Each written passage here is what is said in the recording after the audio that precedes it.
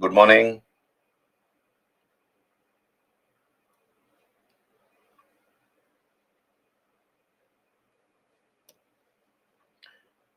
Good morning, everyone.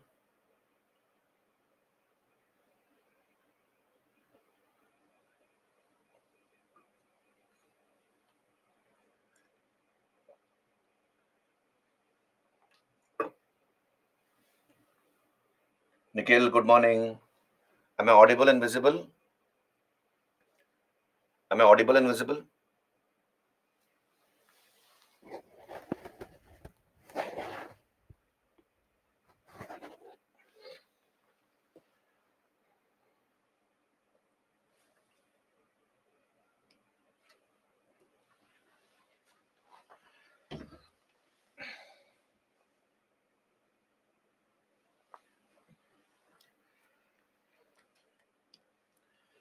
Am I audible and visible?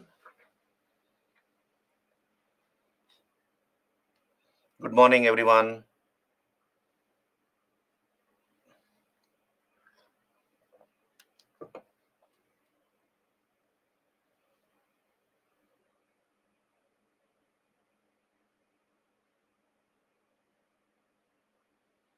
Hello. Good morning. Am I audible and visible?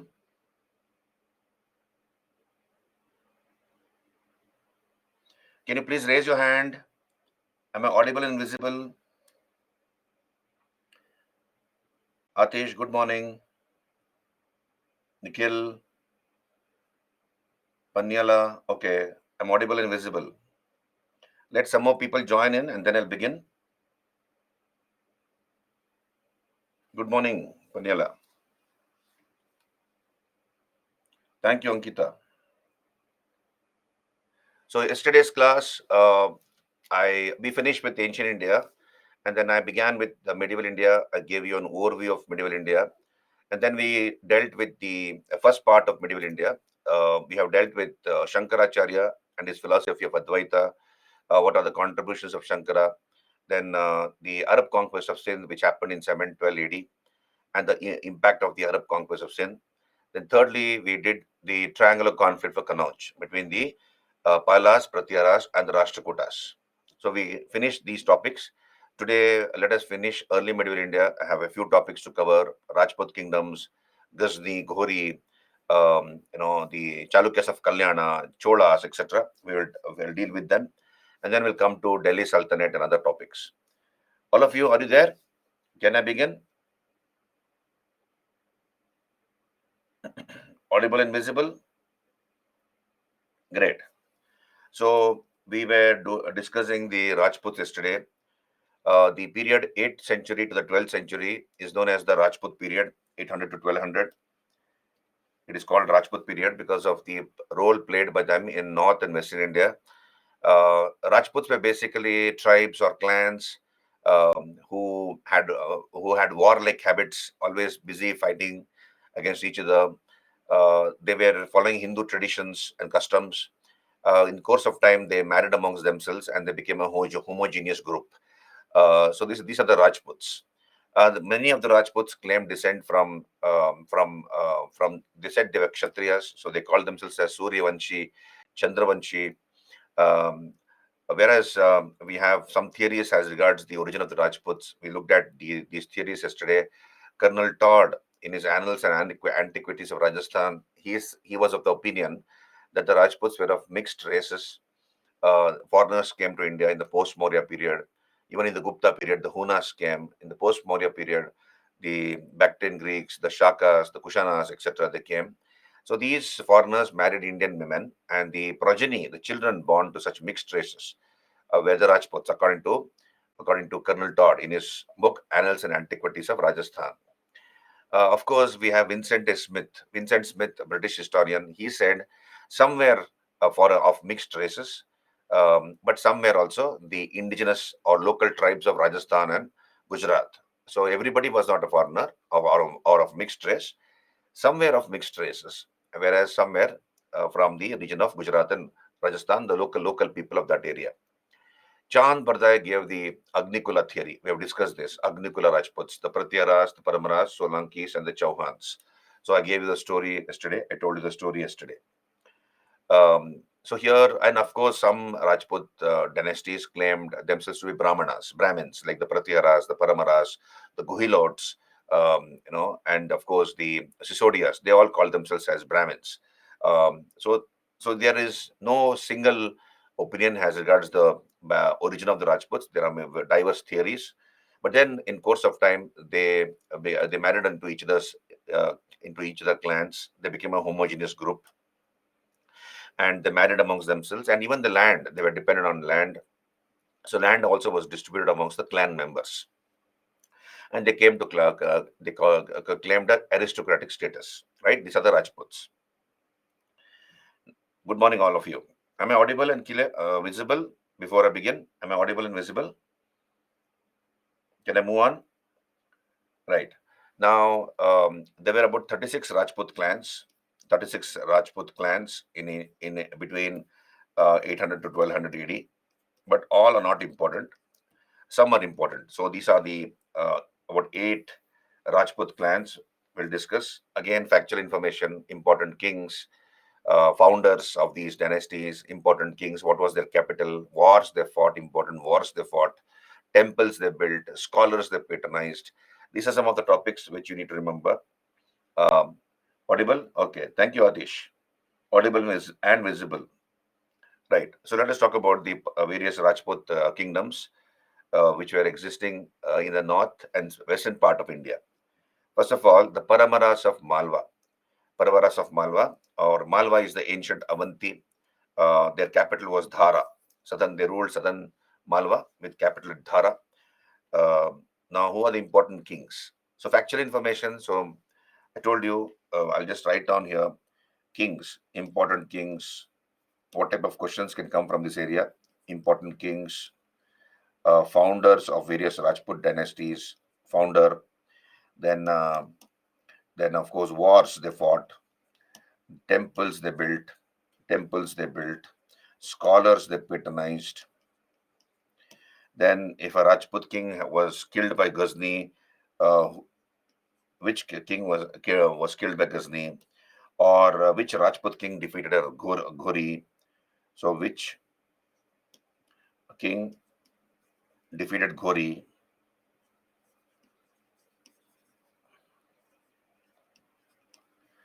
Okay, so temples, monuments, etc., built by these Rajput rulers, scholars, and the books they wrote. All right. So these are some of the important areas from where questions can come. So we'll come back here. Paramaras of Malwa. Their capital was Dhara. Founder was Upendra or Krishna. Upendra or Krishna was the founder. We have Vakpati II. Vakpati II Munja, who patronized these scholars. Padmagupta, who wrote Navasahasanka Charita. Navasahasanka Charita. So Padmagupta wrote Navasahasanka Charita, and Dhananjaya wrote Dasharupaka. Dhananjaya wrote Dasharupaka. Then we have, of course, Raja Bhoja. So Raja Bhoja was considered to be the greatest of the Paramaras of Malwa. Um, he was the greatest, and he was not only a great king, a great warrior, but also a scholarly king. And according to tradition, we are told that Kalidasa was in his court. Kalidasa was in his court, no, but actually, by history, he was in the court of the Gupta king, Chandragupta II, Vikramaditya, in the Ujjain court of Chandragupta II, Vikramaditya. He was one of the Navaratnas. Now, Raja Bhoja was recently in the news, in the current affairs news. He was recently in the news. We have a temple called Bhojashala, right? We have a temple called Bhojashala and Maula Mosque Complex. So here, the Madhya Pradesh High Court, the indoor bench of the Madhya Pradesh High Court, has ordered the Archaeological Survey of India to make a scientific study of this particular complex. It is because the Hindus claim this to be a temple of theirs, whereas Muslims claim this particular complex to be a mosque.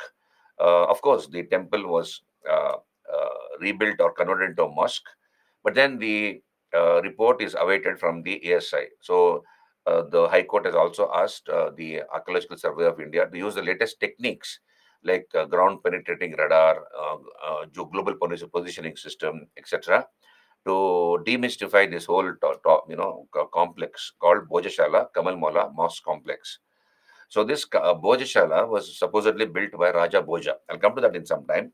So Raja Bhoja was the greatest of the Paramaras of Malwa. These are the books, various books he wrote on various topics. You can see here on your screen. On poetics, he wrote Ramayana Chambu, Saraswati Kantha Bharana with Saraswati Kantha Bharana. Medicine, Ayurveda Sarvasva. Politics, Yukti Kalpataru. Yukti Kalpataru. Art and architecture, Samarangana Sutradhara. Yoga, Raja Martanda. And Shaivism, Tutva Prakasha. So various subjects. On various subjects, he wrote books, Raja Bhoja. And he is supposed to have founded the city of Bhojpur city in present-day Bihar. And also, he excavated a lake called Bhojpur Lake. And he founded a college, a Sanskrit college within a Saraswati temple called Bhojashala or Saraswati Kantabharana Vidyalaya. So Bhojashala or Saraswati Kantabharana Vidyalaya. So, right, and then he is supposed to have totally built 104 temples. He used to worship goddess Saraswati as Vagdevi. So I have put a picture of goddess Vagdevi to the right of your screen. This is another name for goddess Saraswati.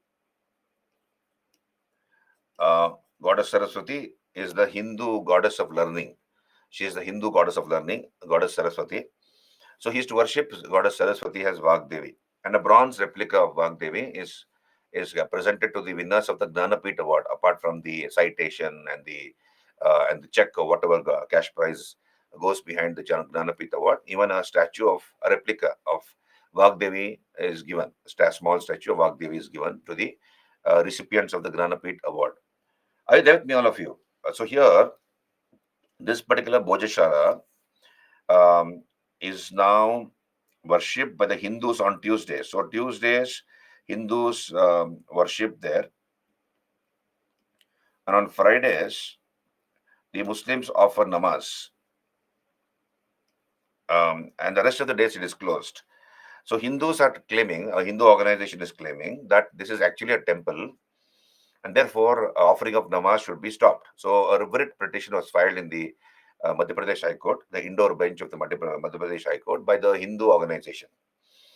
So therefore, that led to the High Court intervening and ordering the ASI, the Archaeological Survey of India, to conduct a scientific investigation, excavation, a study of this Bhojashala, Kamal Mala Mosque complex, so that the whole issue could be demystified, right? And the truth could be known, right? So this is about Raja Bhoja. Are you there with me, all of you? Hello? So this was in the news, recently in the news. And I covered it in the webinar. We had a webinar day before yesterday. I had covered it. So we'll come back here. So Udayaditya, he built the Nilakanteshwara temple and the Udayeshwara Mahadeva temple. Yeah, so Udayaditya built these two temples at Udaipur, Madhya Pradesh, Nilakanteshwara and Udayeshwara Mahadeva temples. Then we have Mahalak Deo. Mahalak Deo was the last king of the Paramaras. We have Alauddin Khalji, who conquered Kannauj, and he defeated and killed Malak Deo. This was the end of the Paramaras. So by 1305, the Paramaras, the kingdom was finished off by Alauddin Khalji. So this is about the Paramaras of Malwa. Then we come to the Solankis, Chalukyas of Gujarat, or the Solankis. So they ruled from Anahila Pataka or Anilvara or Patan in Gujarat. Anahila Pataka, also called Anilvar or Patan in Gujarat. So founder was Mula Raja. Mula Raja was the founder. And then Bhima, during his period, Bhima the first, during his period, we have the attack of Mahmud of Ghazni on Somnath. So Somnath in Gujarat, it was under the control of the Solankis. And in 1025, Mahmud Ghazni plundered Somnath. Bhima ran away without a fight. So he did not oppose Ghazni. He lost, he was scared and he ran away, exposing his subjects to the plunder and loot of Ghazni. 50,000 Hindus were slaughtered who tried to stop Ghazni from desecrating that temple. The temple was pulled down, and then a huge amount of wealth was carried away by Ghazni. Of course, Bhima came back and rebuilt that temple. This temple, Somnath temple, you can see on your screen, this is the Somnath temple in Gujarat. Oh my God, I have not put it. Okay. Okay, I have put it in another page. When I come to Mahmud Ghazni, we will talk about it. I have put the photo of Somnath temple there. So Mahmud Ghazni plundered the Somnath temple. I have got some more things to tell you about Somnath temple. I will come when I come there. I'll tell you. Now Bhima came back and rebuilt the Somnath temple, and of course we have other temples which were built during his period. We have his commander, General Vimala, built the Vimala Vasahi at Mount Tabu. So this is a Jain temple. Vimala Vasahi, a Jain temple was built. Then his queen built the Rani Ki Vav. So his queen was Udayamati. So this is missing here. His queen Udayamati built. So Queen Udayamati built the Rani Ki Vav. That is a step well. A step well. Um, so this is the step well you can see at Patan, Rani Ki Vav, Queen step well at Patan in Gujarat. So then, of course, this is the Dilwara temple. So Dilwara temple was also built during his reign at Mount Abu. This is a Jain temple again. So Dilwara temple at Mount Abu was built during his reign. So the Somnath temple was reconstructed by Bhima the First. Dilwara temple was built during his period. Rani Ki Vav was built, the step well built by his queen Udayamati, and of course the Luna, Vimala Vasahi temple. The Vimala Vasahi was built by his general Vimala, right? Then we have the greatest of the Solankis, Jayasimha Siddharaja. Now, during his period, he had a poet, he had a scholar in his court. His name was Hemachandra. So when I did Jainism, when I do Jainism, I make a mention of this, but keep remember this. So Hemachandra was a scholar in the court of the Solanki king Jayasimha Siddharaja. And Hemachandra wrote many books, Neminacha Charitra, Parishishta Parvan, Trishashti Lakshana Mahapurana. So Trishashti no, Shakala Purusha, Shakala Purusha. These are the various books written by him. Now, in this book called Parishishta Parvan, you can see these are the books written by Hemachandra, Siddha Hemachandra on Sanskrit grammar, Neminaja Charitra on the 22nd Jain Tirthankara, Trishashti Shakala Purusha on the biography of 63 Jain monks, Kumarapala Charita on Kumarapala, prominent Solaki king, etc. So, in this book called Parishishta Parvan, Hemachandra, this 12th century scholar in the court of Jayasimha Siddharaja, talks about the division in the Jain Sangha into Digambar and Shvetambar. So, he was the one in this book called Parishishta Parvan who gave us the information. You can see, I think when I did Chandragupta Maurya, I told you. So, there was a famine in Magadha. You see, there was a famine in this region, in the Magadha region.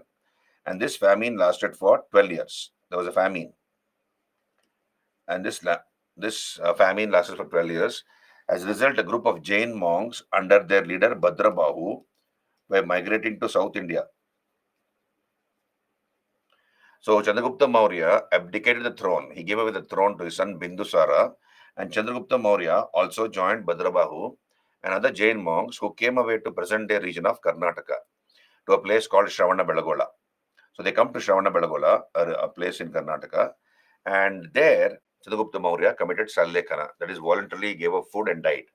This information, okay, then of course, some of the monks stayed back in North India. Their leader was Tulabhadra. So all the monks did not come to South India. Some of the monks, Jain monks, stayed back under their leader Tulabhadra. Now we are told that some of the southern monks, after a few years, went back to the north. Some of them went back to the north. And when they went back to the north, they were shocked to see that the followers of Tulabhadra had covered their private part with white clothes. So they had covered their body with white clothes. Mahavir had recommended nudism, that nobody should wear any clothes because it is part of aparigraha, where I know it is equal to possession. So Mahavir had recommended nudism, but here they had broken the rules. The followers of Stulabhadra by draping themselves with white clothes. So therefore, the southern monks objected, and as a result, the Stulabhadra's followers said, "We will continue to wear white clothes. You cannot stop us from doing that." So this resulted in a division in the Jain Sangha between Digambara and Shvetambara. So Digambaras are the followers of Bhadrabahu. They don't wear any clothes, whereas the followers of Sthulabhadra are the Shvetambaras who cover themselves with white clothes. Now, this story about the division of the Jain Sangha into Digambar and Shvetambar is mentioned by this Hemachandra in the court of Jayasimha Siddharaja in his book called Parishishta Parvan. Do you remember? All of you, did you remember? Do you remember this? We had discussed this when I did Chandragupta Maurya. So this is Hemachandra who gives us this information about the division of the Jain Sangha. Yeah, good morning. Hello, all of you. Yeah, Chandragiri Hills. Very good, Jia. You're right. You remember. So here, so this is Jayasimha Siddharaja, who was the greatest of the Solankis. Then we have Kumara Palacharita, who is supposed to have banned animal slaughter. He came under the influence of Hemachandra. He banned animal slaughter. Then this Gujarat king. So this becomes important. Bhima II defeated Ghori in the Battle of Mount Tabu. And so in 1178, Bhima II uh, defeated Muhammad Ghori in the Battle of Mount Tabu. And his ministers Vastupala and Tejapala built another temple called Luna Vasahi temple, dedicated to Lord Neminatha. So this is also in Mount Tabu, Luna Vasahi temple, Mount Tabu. So Bhima II defeated Ghori and his ministers built Luna Vasahi, Vastupala, Tejapala. The last Hindu king of Gujarat was Karnadeva. He was the last Hindu king of Gujarat. We have the attack of Alauddin Khalji. So Karnadeva fought bravely, but unfortunately he was defeated. So he ran away with his daughter Devala Devi to Maharashtra. So Maharashtra was ruled by the Yadavas. So he ran away to Devagiri. Devagiri was the capital of the Yadavas. And the king was Ramachandra Deva. So Ramachandra Deva.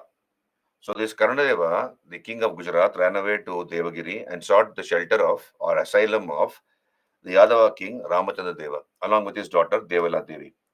The queen Kamala Devi was caught. Devala Devi's mother, she was caught. She was still young and beautiful, and she was sent as a gift to Alauddin by his commanders. And Alauddin Khalji married Kamala Devi. We'll come to that later when we do Alauddin Khalji.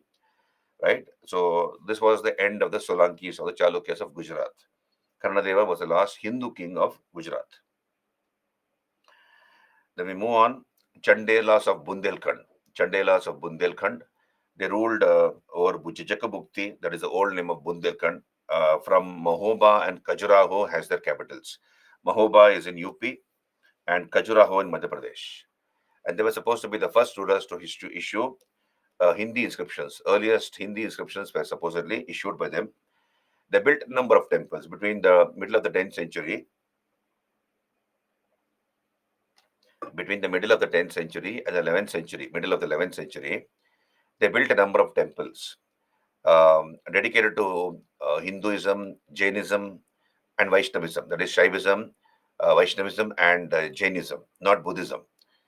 So they dedicated temples to these, Shaivism,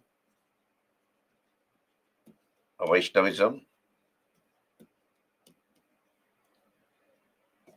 and Buddhism.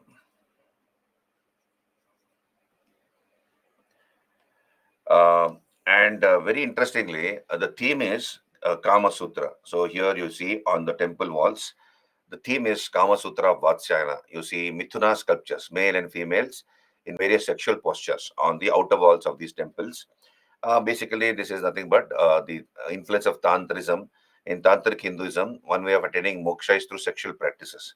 And that is what is depicted on the outer walls of these temples. So they built a number of temples, but only 25 of them have survived. It's a UNESCO World Heritage Site, Khajuraho group of monuments. Most of these temples were built by three kings, Ganda, Danga, Vidyadhara. So Ganda, Danga, and Vidyadhara. These are the kings who built most of these temples, like Lakshmana Temple, Kandarya Mahadeva Temple, Devi Jagadamba, Duradiyo, Parshvanatha, etc. So that these temples are dedicated to Hinduism and Jainism. When I say Hinduism, both Shaivism and Vaishnavism and Jainism. Right? The theme is Kama Sutra Vatsyayana. Later, it was conquered by the Delhi Sultans. Chandelas were conquered by the Delhi Sultans. So this is about the Chandelas of Bundelkhand. Then we have the Chauhans or Chahamanas or Chauhans. They ruled from Sakambari and later Ajmer as their capitals. Ruled over Rajasthan from Sakambari and later Ajmer. That was their capital. So we have some important kings. Vigraha Raja the fourth, Vishala Deva. So Vigraha Raja the fourth, Vishala Deva. He is supposed to have written a drama, a Sanskrit drama called Harikeli Nataka. And he received the title Kavi Bandhava for that reason. His court poet Somadeva wrote Lalita Vigraharaj. Lalita Vigraharaj. And he conquered Delhi from the Tomara chief, Anandpal Tomar. So the Chauhans conquered Delhi from the Tomaras, right? And he shifted his capital to Delhi. So Sakambari, Ajmer, and later Delhi. So these become the capital of the Chauhans or Chahmanas. So the greatest of the Chauhan kings was Prithviraja III or Prithviraj Chauhan. Prithviraja III or Prithviraj Chauhan. He was the greatest of the Chauhans. He's called Rai Pithura in Persian literature. Rai Pithura. Now look here. This Prithviraj Chauhan,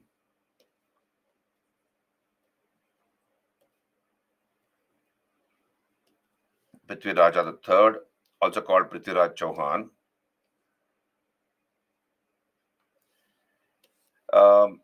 He was in love with one princess. Her name was Samyukta. Samyukta or Sanyojita.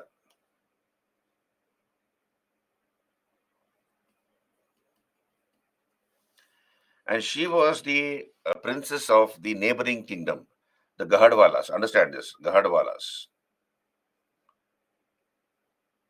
or Rathors. Gahadwalas are also called Rathors. So the king was Jayachandra. So Jayachandra's daughter was this girl called Samyukta, right? Samyukta, daughter of Jayachandra.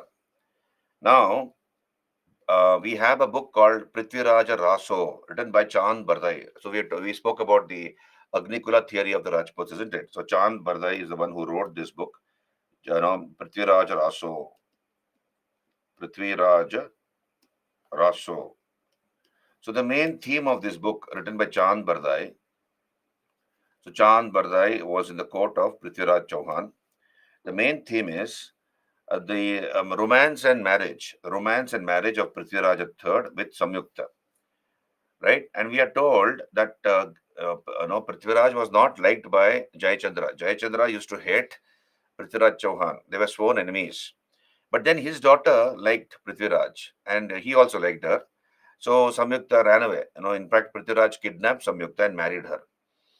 Right? Prithviraj kidnapped Samyukta and married her. And this is the theme of the Prithviraja Raso, written by Chand Bardai. Now, we have the first battle of Tarain, which takes place in 1191. The first battle of Tarain. First battle of Tarain. Another name for Tarain is Thaneshwar. Tarain is Thaneshwar. First battle of Tarain. In this battle, Prithviraj Chauhan, I write P3, Prithviraj Chauhan defeated Ghori. So Ghori was defeated in this particular battle. So Prithviraj Chauhan won this battle and Ghori was defeated. But he spared Ghori's life. And he asked him to go. Instead of killing him, he should have killed him, but instead of doing that, he spared his life and sent him away. Next year, we have the second battle of Tarain, 1192. Once again, explain the marital relation. Marital relation is Dinesh, Prithviraj Chauhan was in love with the neighboring king's daughter, Samyukta.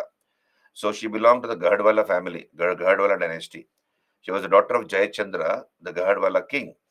So Jayachandra and Prithviraj were enemies, but then Jayachandra's daughter Samyukta eloped with Prithviraj and they got married. Okay, this is the theme of the book Prithviraj Raso, written by Chand Bardai. Got it, Dinesh? Right. So in the first battle of Tarain, 1191, Prithviraj Chauhan defeated Ghori and spared his life. 1192, next year, Ghori comes back with a huge army, with a strong army, a huge army, well prepared. And then we have the second battle of Tarain. Second Battle of Tarain. Understand this. Second Battle of Tarain, we have again Prithviraj Chauhan the third versus Ghori. In this battle, Prithviraj Chauhan was defeated and Ghori won this battle. But do you know who supported Ghori? Ghori was supported by Jayachandra. Jayachandra, Prithviraj's father-in-law, supported Ghori. And with the help of Jayachandra, Ghori defeated Prithviraj Chauhan, and later, on the grounds of treason, Prithviraj Chauhan was killed by Ghori. He was ordered to be executed. Right now, later in 1194, we have another battle which was fought. 1194, the Battle of Chandwar. The Battle of Chandwar. Battle of Chandwar. In this battle of Chandwar, Ghori killed Jayachandra. Ghori killed Jayachandra.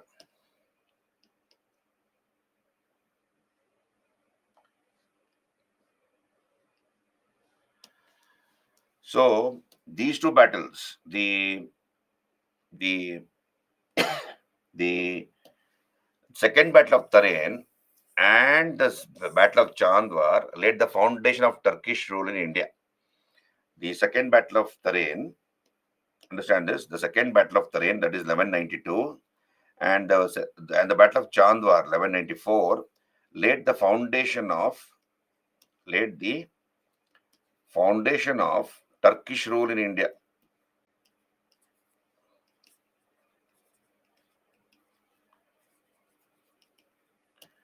Now look at the lack of political sight on the part of the Rajputs. See, if father-in-law had supported his son-in-law, then no way that Ghori could have killed Prithviraj. So if they had joined together, but they did not have the political foresight. So Jayachandra helped Ghori to defeat his son-in-law, and later he himself lost his life 2 years back. 2 years later. So the second battle of Tarain and the battle of Chandwar laid the foundation of Turkish rule in India. Are you there with me, all of you? All of you? Badarbinda, hello. All of you clear? So here Prithviraj Chauhan the third. His daughter got widow. Yes, Dinesh, his daughter became a widow. What to do? But for Jayachandra, his revenge was more important. He wanted to teach a lesson to Prithviraj. That was more important than anything else. So we'll come back here. So his court poet Chand Bardai wrote Prithviraj Raso, the marriage of Prithviraj with Gahadwala princess Samyukta. This is the first literary work in Hindi, I believe. Those scholars dispute that. Two battles were fought by Prithviraj against Ghori. One is the first battle of Tarain, 1191. Prithviraj defeated Ghori.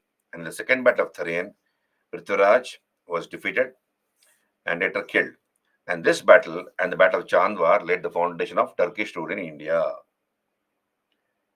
Yeah, Ganesh, he conquered, he defeated and killed Jayachandra, uh, the Gahadwala ruler of Kanauj, and he conquered Kanauj, Gori, right? Ganesh, why Jayachandra was killed?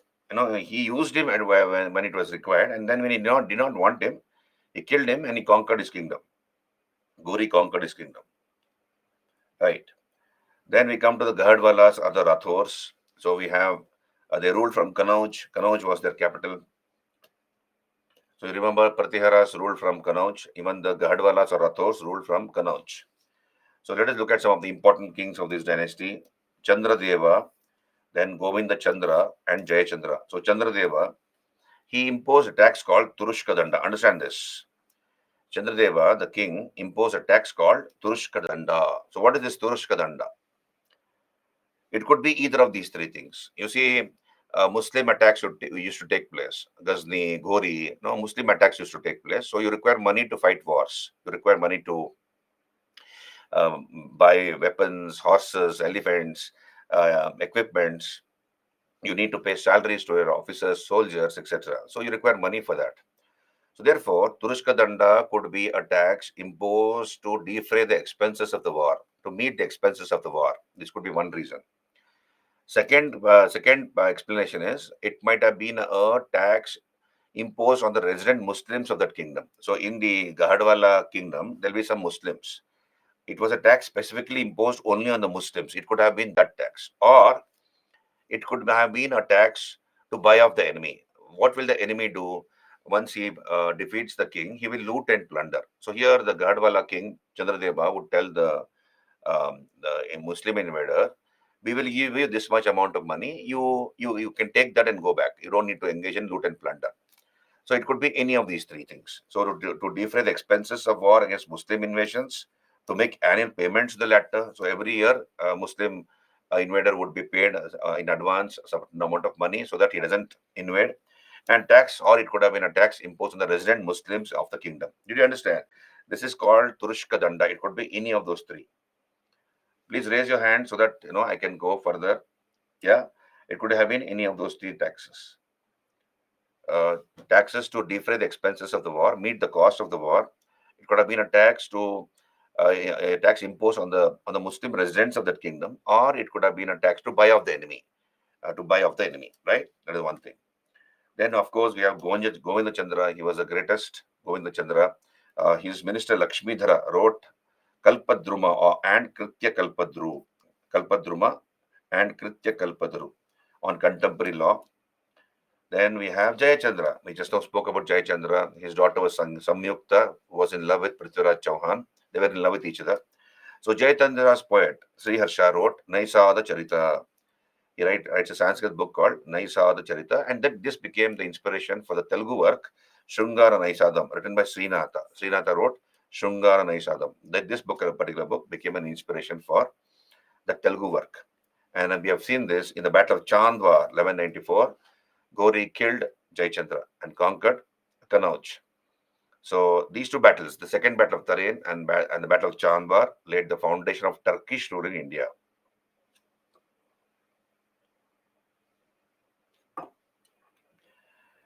Then we come to the Sisodias of Mewar, or the Guhilas, or the Sisodias, the bravest Rajputs, supposed to be the bravest of the Rajputs, the Sisodias of Mewar. So we have a great tradition of great kings, a great tradition of kings under this dynasty. So they ruled Rajasthan, parts of Rajasthan from Nagaharda, Aghata, and later Chittor. So Chittor became their capital later. Initially Nagaharda, then Aghata, and later Chittor.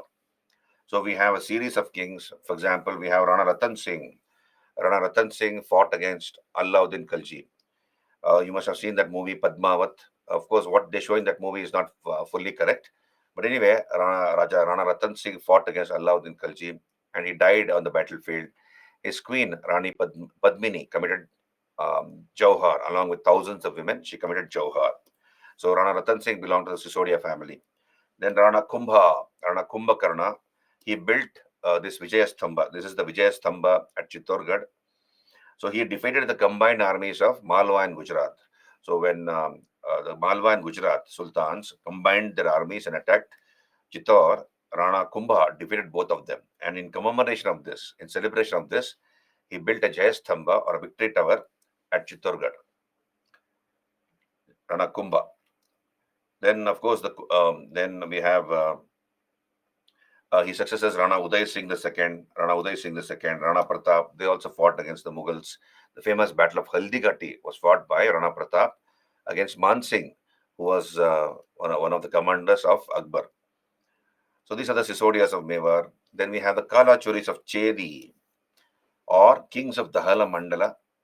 They ruled from Tripuri near Jabalpur, Madhya Pradesh. Not Tripura, this is Tripuri, near Jabalpur, Madhya Pradesh. They used the Kalachuri era, or Traikutaka era, starting from 25th of September 249. So they used this era, Kalachuri era. So here, Yuvaraja, the first important kings, Yuvaraja. So he repelled the invasion of the Rashtrakuta king, Krishna III. So when Krishna III of the Rashtrakutas attacked the Kalachuri kingdom, Yuvaraja was able to repel that attack, and in celebration of this, a drama was staged in Yuvaraja's court, Viddhasala Bhanjika, by his poet Rajashekara. So he had a poet called Rajashekara. He staged a drama in Yuvaraja's court called Viddhasala Bhanjika. Viddhasala Bhanjika. right? Then Gangaya Deva. Gangaya Deva, only king in this dynasty to issue coins of gold, silver, and copper. By 1300, they were conquered by the Delhi Sultans. The Kalachuris were conquered by the Delhi Sultans. So as you can see here, mostly factual information. So you can just rely on the PPTs. You don't need to make a specific study of early medieval India. I think my PPT should be good enough. But I would suggest read just one book, that is Satish Chandra's book. You will get some more information, definitely more information. You can organize it accordingly. So this is the Kalachuris of Chedi. Then we come to the Tomaras. Tomars ruled Delhi. Dhillika. They ruled Delhi, or Dhillikapuram as their capital.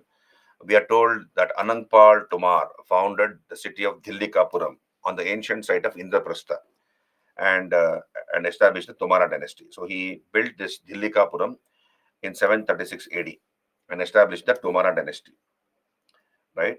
And later the Chauhans captured Delhi, and later after the second battle of Tarin, Aibak conquered Delhi. So Dhillikapuram was constructed or built by Anangpal Tomar on the ancient site of Indraprastha. So are you there with me, all of you? And there's a story regarding how the name Delhi came about. There's a story regarding how the name Delhi came about. Have I told this story to you? How the name Delhi came about? Yeah, I think so. Yeah, when I did Gupta period, I think. So I'll not repeat the story. So I'll not repeat the story because I already told the story. Okay, Puja. Yeah, I'll go slow, Puja. It is factual information. So revise your PPTs and read one textbook. So this is about the Rajput kingdoms, important Rajput kingdoms. Now let us come to early Muslim invasions on India, Ghazni and Gori. Early Muslim invasions on India. So first of all, we'll talk about Mahmud of Ghazni. So another name for the Chalukyas is that Solankis. They're also called Solankis, or the Chalukyas of Gujarat. That was their family name. No, that was their family name, Mujia, Solankis, also called the Chalukyas of Gujarat.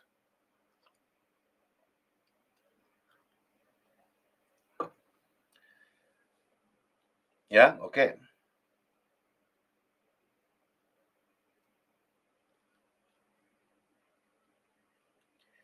Himali, please write a mail to me. She says she cannot download the PPTs. You cannot. What about others? They're having the same problem. They're not able to download the PPTs. So it must be. Shilpa says yes. Madhuri says no. So anyway, Himali, you just send a mail to me, vijay.kumar@byju's.com. I will forward the mail to the concerned people and I'll try to follow it. I'll follow it up. Okay, then they'll get back to you. Right? Please do that, Himali. Write a mail. Send a mail to me. I'll forward it to the concerned people. So we'll come back here. Mahmud of Ghazni. Now, Mahmud, he belonged to the Ghaznamid dynasty. Understand this? He belonged to the Ghaznamid dynasty. And this dynasty ruled from Ghazni as capital. Ghazni in Afghanistan. So this was the capital of Mahmud of Ghazni. Ghazni was the capital, therefore it's called Mahmud of Ghazni. So you have many rulers of this dynasty, Sabuktagin, Alptagin, Sabuktagin, etc. But the greatest was Mahmud. Now, attracted by the wealth of India, in a span of 28 years, 1000 to 1028, Mahmud plundered India 17 times.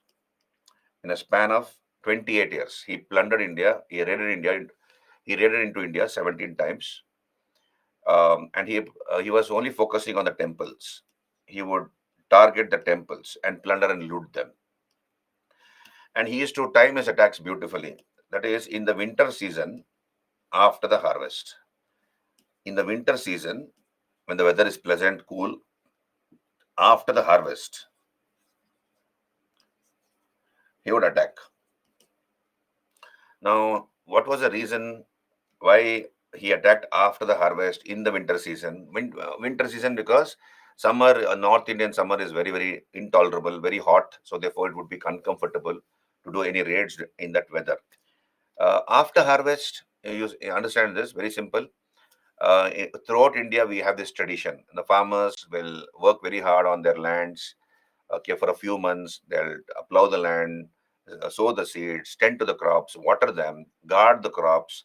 Okay, put manure, fertilizer, etc., whatever they want to, and then they will reap a bountiful harvest after so many months of hard labor, day and night. They will reap a bountiful harvest, and they would want to give and they would want to offer their thanks to their god. Now, whichever is the main temple in that area would be the family god, mostly of the farmers. So in cash and kind, so they might take some grains what they have grown on their land, maybe 50 kg, 100 kg, and then they will offer this to the god in the temple, and also put some money because he has uh, earned a profit after this bountiful harvest. So when thousands and lakhs of farmers do this, okay, the temple treasury was full. It was filled with a lot of money, and Mahmud knew this. Mahmud knew this. Therefore, he used to target temples after the harvest in the winter season. Right? He was not interested in conquering any part of India, or, for that matter, spreading Islam. He was not interested in that. He was only interested in the wealth of this country. So I have put a chart here. You can see here on your screen.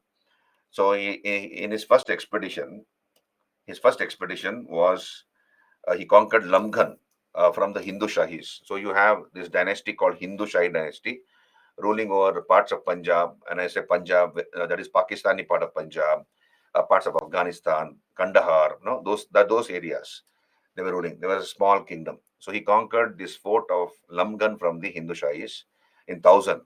In 1001 AD, next year, he defeated Jayapala. Jaipala, the Hindu Shah king, was defeated and he burnt himself to death. Jaipala was so much humiliated by this defeat that he burnt himself to death.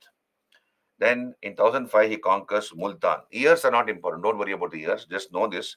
Between 1000 and 1028, 1000 to 1028, he plundered India 17 times. And the most important attack of Ghazni was this 1025 when he attacked and plundered Somnath. We'll come to that. So in 1005, he conquered Multan. Multan was called the gateway of India during those days. Gateway of India, Multan. Then he plundered Nagarkot or Kangra in Himachal Pradesh. Then he defeated Anandapala in the Battle of Vaihin. Anandapala, the son of Jayapala, was also defeated. He plunders Mathura. Then he destroyed Kannauj, invaded and destroyed Kannauj in UP. Then he plundered Somnath, 1025. You can see here on your screen. This is the destruction of Somnath, 1025. This was a Shiva temple. This was one of the Jyotirlingas, the first Jyotirlinga. So, which was a Jyotirlinga. There are 12 Jyotirlingas. One of them is this Somnath temple. So, 50,000. Who was the king of this area? Bhima the first. Bhima the first was the king. So, of the Chalukyas of Gujarat, of the Solankis, he ran away without a fight, and the temple was destroyed. The idol was smashed to pieces, and he carried away a huge amount of wealth along with him. So this is the temple of Somnath, the latest temple. You see, Somnath temple has been destroyed and rebuilt many times. The last king to have destroyed this temple was Aurangzeb. So Aurangzeb was the last to destroy this temple. And when India became independent in 1947, we did not have any Somnath temple because Aurangzeb had destroyed it. And for more than 200 years, we did not have a Somnath temple. Then, after independence, the Iron Man of India, Sardar Vallabhbhai Patel, he was the one who was behind the construction of this temple. He encouraged and supported the construction of the Somnath temple. So 1951, it was built, reconstructed in 1951, due to the encouragement of Sardar Vallabhbhai Patel. So he was the person responsible for this, the Somnath temple at Gujarat. And the Prana Pratishtha was done by the President of India, Dr. Rajendra Prasad. So this was a UPSC question asked a few years back. We'll come to that. We'll look at the questions in some time.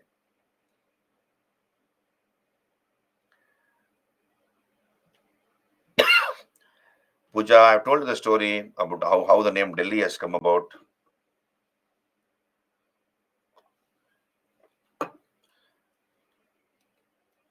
So let us look at other aspects of Mahmud of Ghazni. So he was the greatest of the Ghaznimid dynasty, right? And he ruled from Ghazni. That was his capital. Now the he was called Booth Chicken. So we have a title called Booth Chicken. That is idol breaker.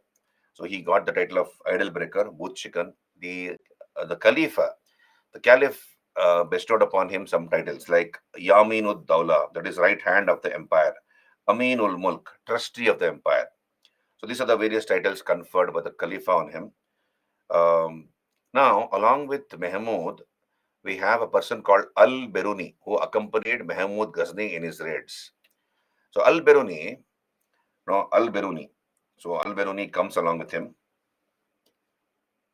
Al Beruni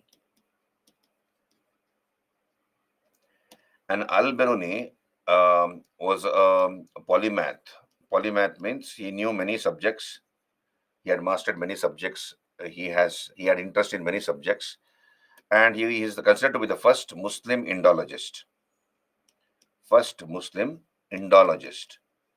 Now, who is an Indologist?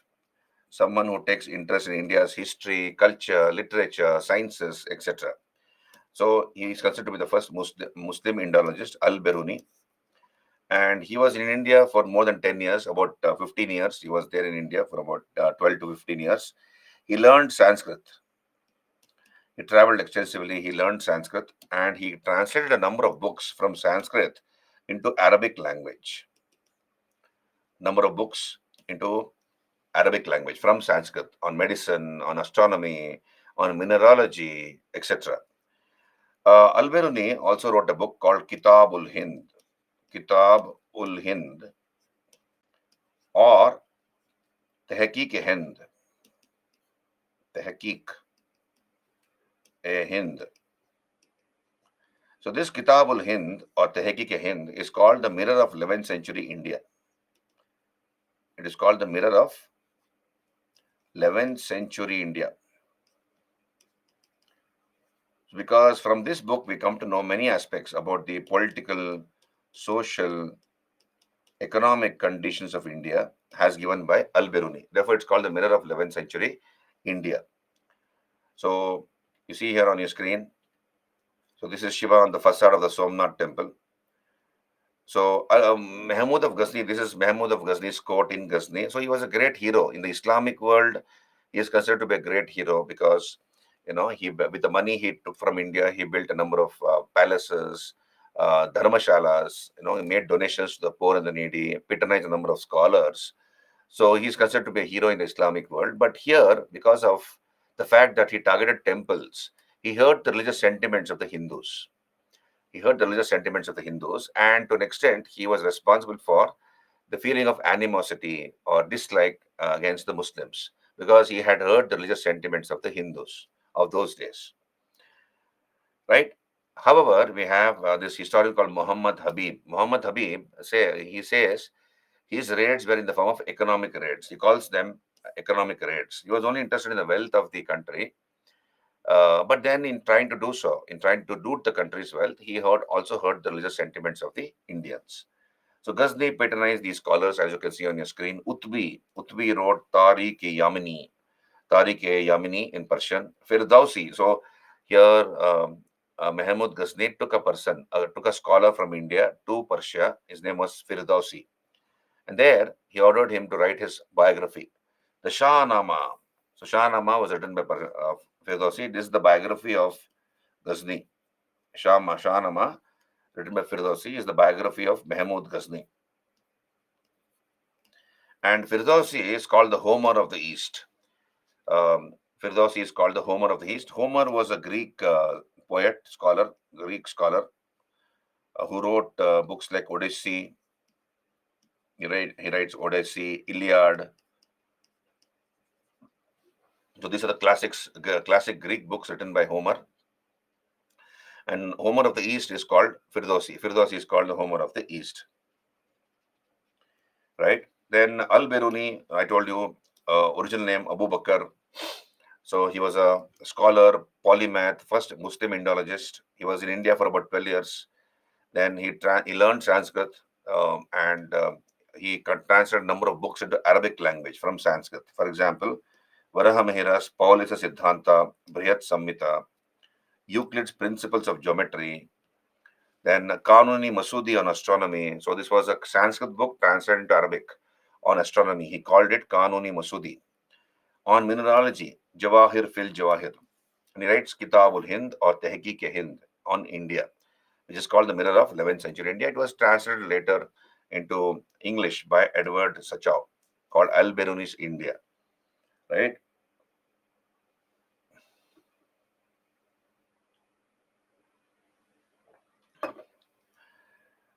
Uh, so here, are you there with me, all of you? Did you understand whatever I have spoken about Ghazni, Mahmud Ghazni? Hello? Okay. Now, in this book called Kitabul Hind or Tehqiq-e-Hind, Mahmud Ghazni talks about the insular attitude of the Brahmanas of India. Insular attitude.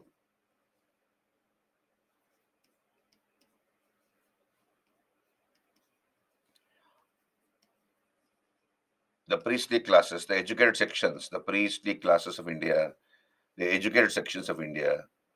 So he criticizes the Brahmins of the 11th century who, Al-Biruni, he says these people, the Brahmins, the priestly classes, think too highly of themselves.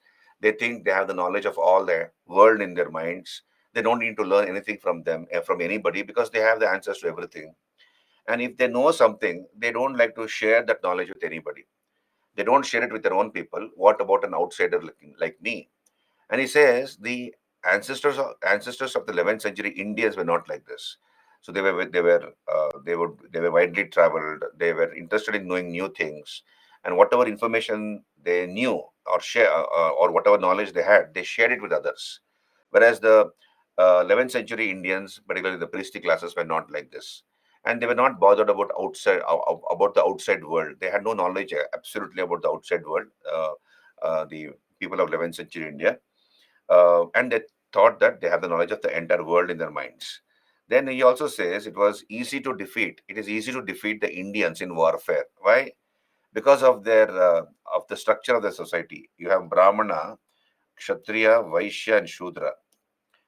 So when there's a war, only the Kshatriya will come out to fight. The Brahmana is busy teaching or doing priestly duties. The Vaishya is doing business or agriculture. The Shudra is doing menial jobs. It was only the business, it was felt to the Kshatriya to fight. Nobody else came to fight. So he says the Indians had no techniques of warfare. It was easy to defeat because only the Kshatriyas came out to fight. So he tells us all this information in his book called Kitabul Hind or Tehqiq Hind. Right? Are you there with me?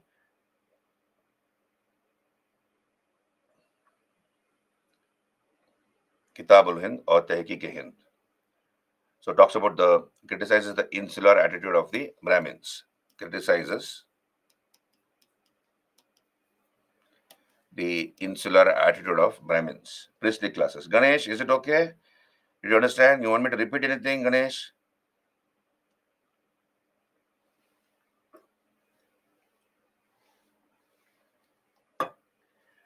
Okay, great. Now, about 150 years after the death of Ghazni, we have another person called Ghori who began to attack India. Right now, I have given you a note here. You can see on your screen. I have given you a note.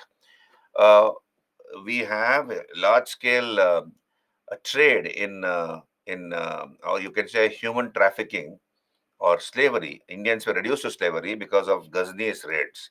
So thousands of Indians were taken away, almost lakhs of Indians, not just thousands, lakhs of Indians were taken away to the slave markets of Ghazni and also to West Asia. So we have this Muslim chronicler called Al-Utbi. You can see here Al-Utbi. So he talks about Mahmud's attack on Raja Jaipal's kingdom, the Hindu Shahi kingdom.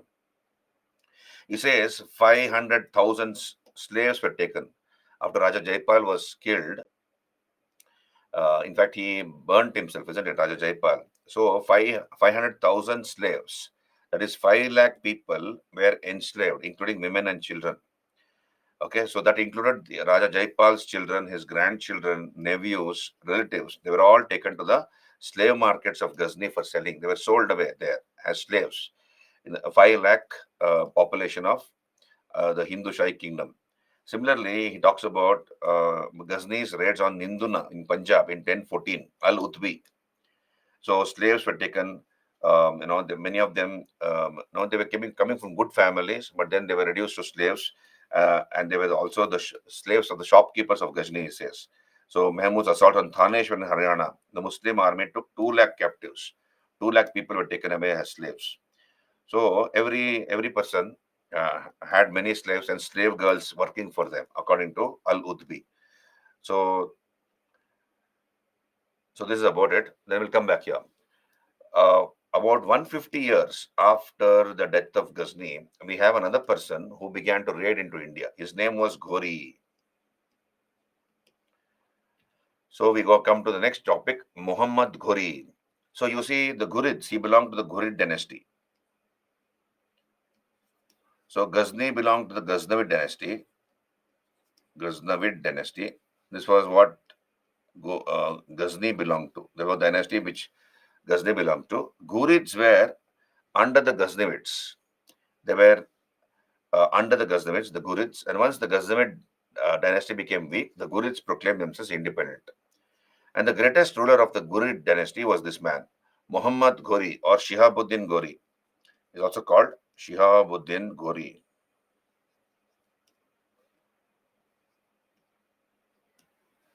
or Muhammad Ghori or Moizuddin is also called Moizuddin. Moizuddin Muhammad bin Sam. Muhammad bin Sam. So these are the various names of Ghori, Muhammad Ghori, Shihabuddin Ghori, or Moizuddin Muhammad bin Sam. Now, Ghori was wanting to conquer a few parts of India and add it to his empire. So he was interested in conquering a few parts of India. He wanted to spread Islam in India. He wanted to spread Islam in India and conquer a few parts of India and add it to his empire. Now, Ghori began to attack from the west. Initially, he began to attack from the west. And he was defeated by many Indian rulers. Ghazni was never defeated, whereas Ghori was defeated by many Indian rulers. So I put a chart for you on your screen, you can see. So 1175, first expedition against Multan. He captured Multan, which is now in Pakistan. So he captures Multan. Then in the Battle of Mount Abu, 1178, he was defeated by Bhima II. So Bhima II of the Solankis, Chalukyas of Gujarat, defeated him. Then in 1191, in the first Battle of Tarain, we saw this. Prithviraj Chauhan defeated him. In 1192, in the second Battle of Tarain, Prithviraj Chauhan was defeated by Ghori. And he appointed Aibak as his governor. Of course, later Prithviraj Chauhan was killed on the grounds of treason. He was allowed to rule for some time, and on the grounds of treason, he was killed. Qutbuddin Aibak was appointed as the governor of those conquered territories by Ghori. So this is the origin of Turkish rule in India. So 1206, understand this. In 1206, Ghori was assassinated. Ghori was assassinated at Ghazni. So Ghori's capital was also Ghazni. Ghori also ruled from Ghazni, mind you. Ghori's capital was also Ghazni in Afghanistan.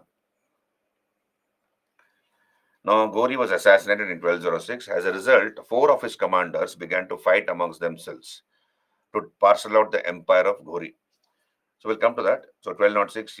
Then, of course, 1192 he defeated Prithviraj Chauhan. And 1194 we have seen this in the Battle of Chandwar. He killed the Gadwala ruler Jayachandra.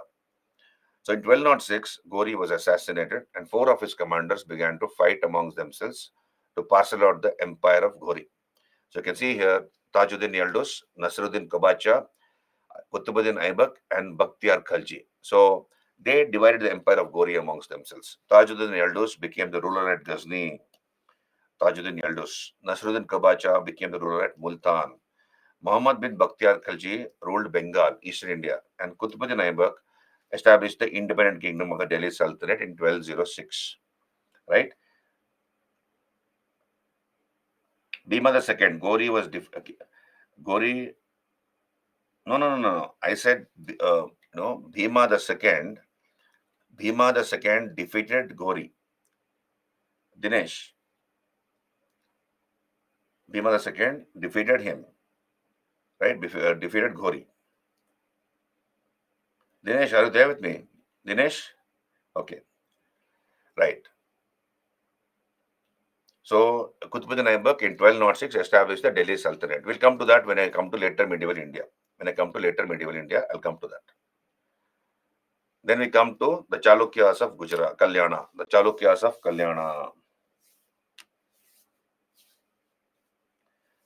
All clear, all of you?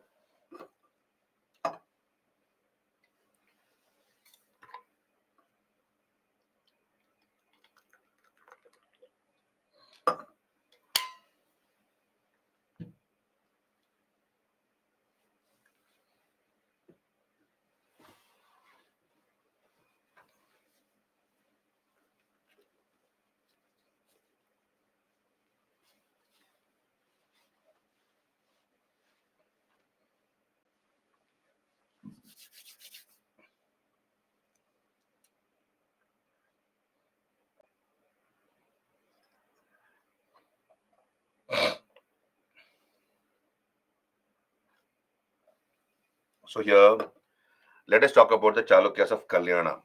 So you, as you can know, as you all know, we have discussed this yesterday.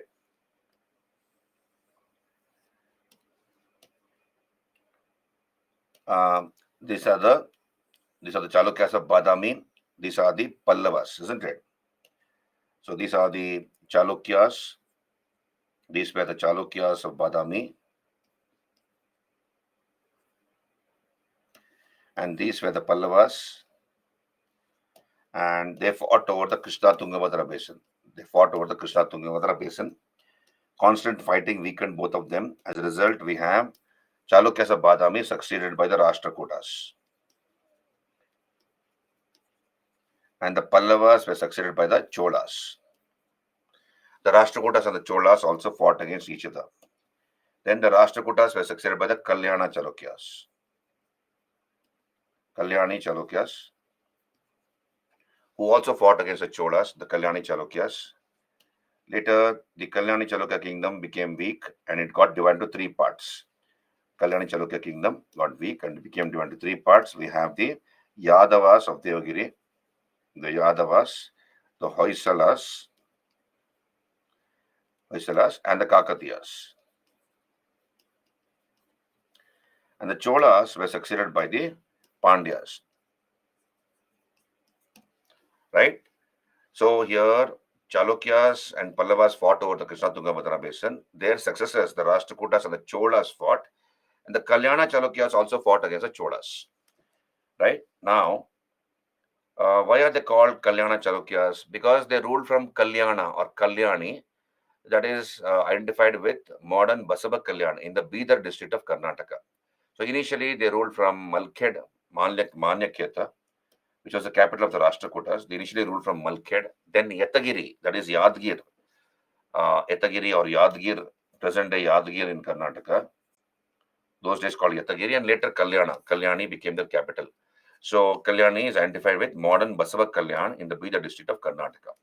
So they were successors of the Rashtrakutas. They were feudatories under the Rashtrakutas. Once the Rashtrakutas became weak, the Kalyani Chalukyas asserted themselves and became independent.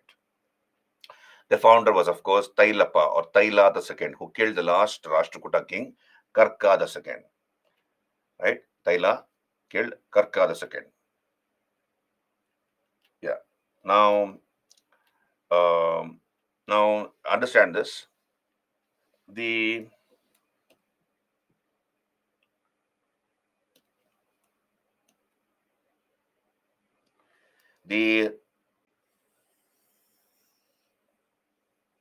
now let us take this map. This is a map of India. So here, these are the Kalyana Chalukyas. These are the Cholas. And these are the Vengi Chalukyas. So I'll come to that. These are the Kalyana Chalukyas.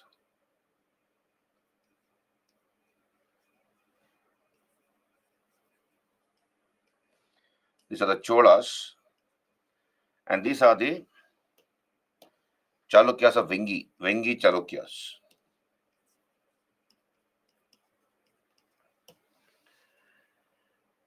Now, both the Kalyana Chalukyas and the Cholas got involved in the succession dispute at Vengi. Understand this. The Kalyana Chalukyas and the Cholas got involved in the succession dispute at Vengi.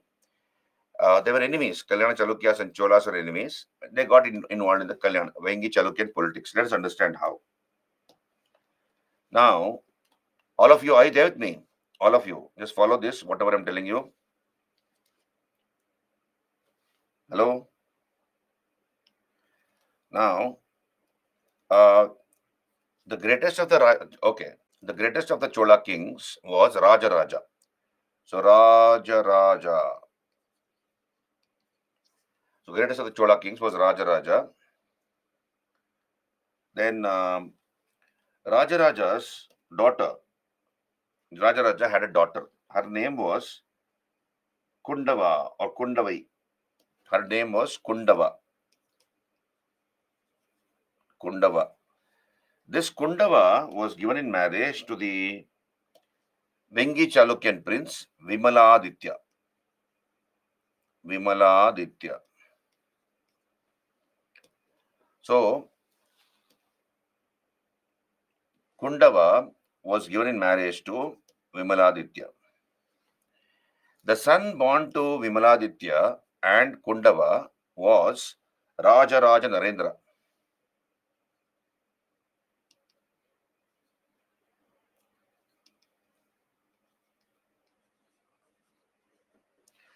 The son born to Kundava and Vimaladitya was Raja Raja Narendra. Are you able to see the the colored? I'm using a colored ink. Is it fine? Is it visible?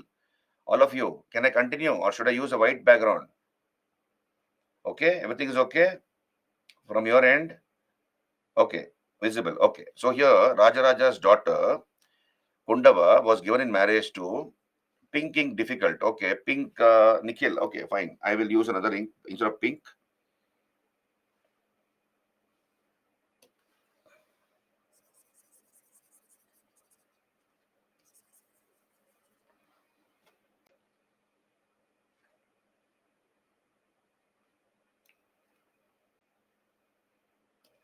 Okay, I'll use this, right? Vengi Chalukyas. Vengi Chalukyas. And the king was, this prince was Vimaladitya. So Raja Raja gave his daughter Kundava in marriage to the gave his daughter in marriage to Vimaladitya, the Vengi Chalukyan king. And the child born to this couple, Vimaladitya and Kundava, was Raja Raja Narendra. Now we continue. Now, Raja Raja was succeeded by his son Rajendra. Understand this. Rajendra the first. And this Rajendra the first had a daughter. What was the name of his daughter? Amanga Devi. Amanga Devi. This Amanga Devi was given in marriage to Raja Raja Narendra. Amanga Devi was given in marriage to Raja Raja Narendra. Right. And when Raja Raja Narendra was the king of the Vengi Chalukyas, we have the Kalyana Chalukyas placing one of their candidate on that throne. So there was another person in the Vengi Chalukyan kingdom by name Vijayaditya. His name was Vijayaditya. So instead of Raja Raja Narendra, the Kalyana Chalukyas supported the candidature of Vijayaditya and they placed him on the Vengi throne.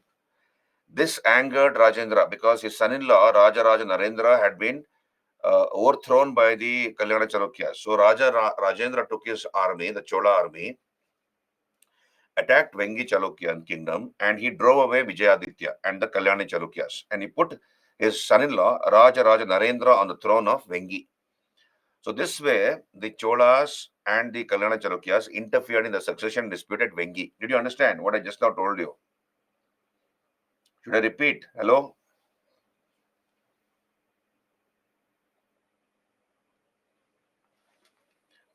So I'll repeat here. Hello, all of you, are you clear? So Dinesh, I'm repeating. Just so see, who was the king at who was the Chola king Raja Raja? So Raja Raja, I'll use a number here. Okay, Raja Raja had a daughter Kundava. This Kundava was given in marriage to Vimaladitya. This is number one. This is number one. So Kundava was given in marriage to Vimaladitya, and the son born to them, that is Vimaladitya and Kundava, was this Raja Raja Narendra. Right. Then Raja Raja was succeeded by his son Rajendra, who had a daughter Amanga Devi. Amanga Devi was given in marriage to Raja Raja Narendra. This is number two. Right. Now, when Raja Raja Narendra was the Vengi king, the Kalyana Chalukyas supported Vijayaditya to the throne of Vengi. They placed Vijayaditya, another contender to the throne of Vengi.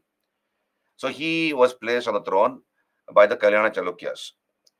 This angered Rajendra. He attacked the Vengi Chalukyan kingdom, drove away Vijayaditya, and he replaced Rajaraja Narendra on the throne of Vengi. Okay, did you understand, Dinesh? This way, they interfered in the succession dispute at Vengi, the Cholas and the Kalyana Chalukyas. Dinesh, are you there with me? Okay, now understand this. The son born to Amanga Devi and Rajaraja Narendra.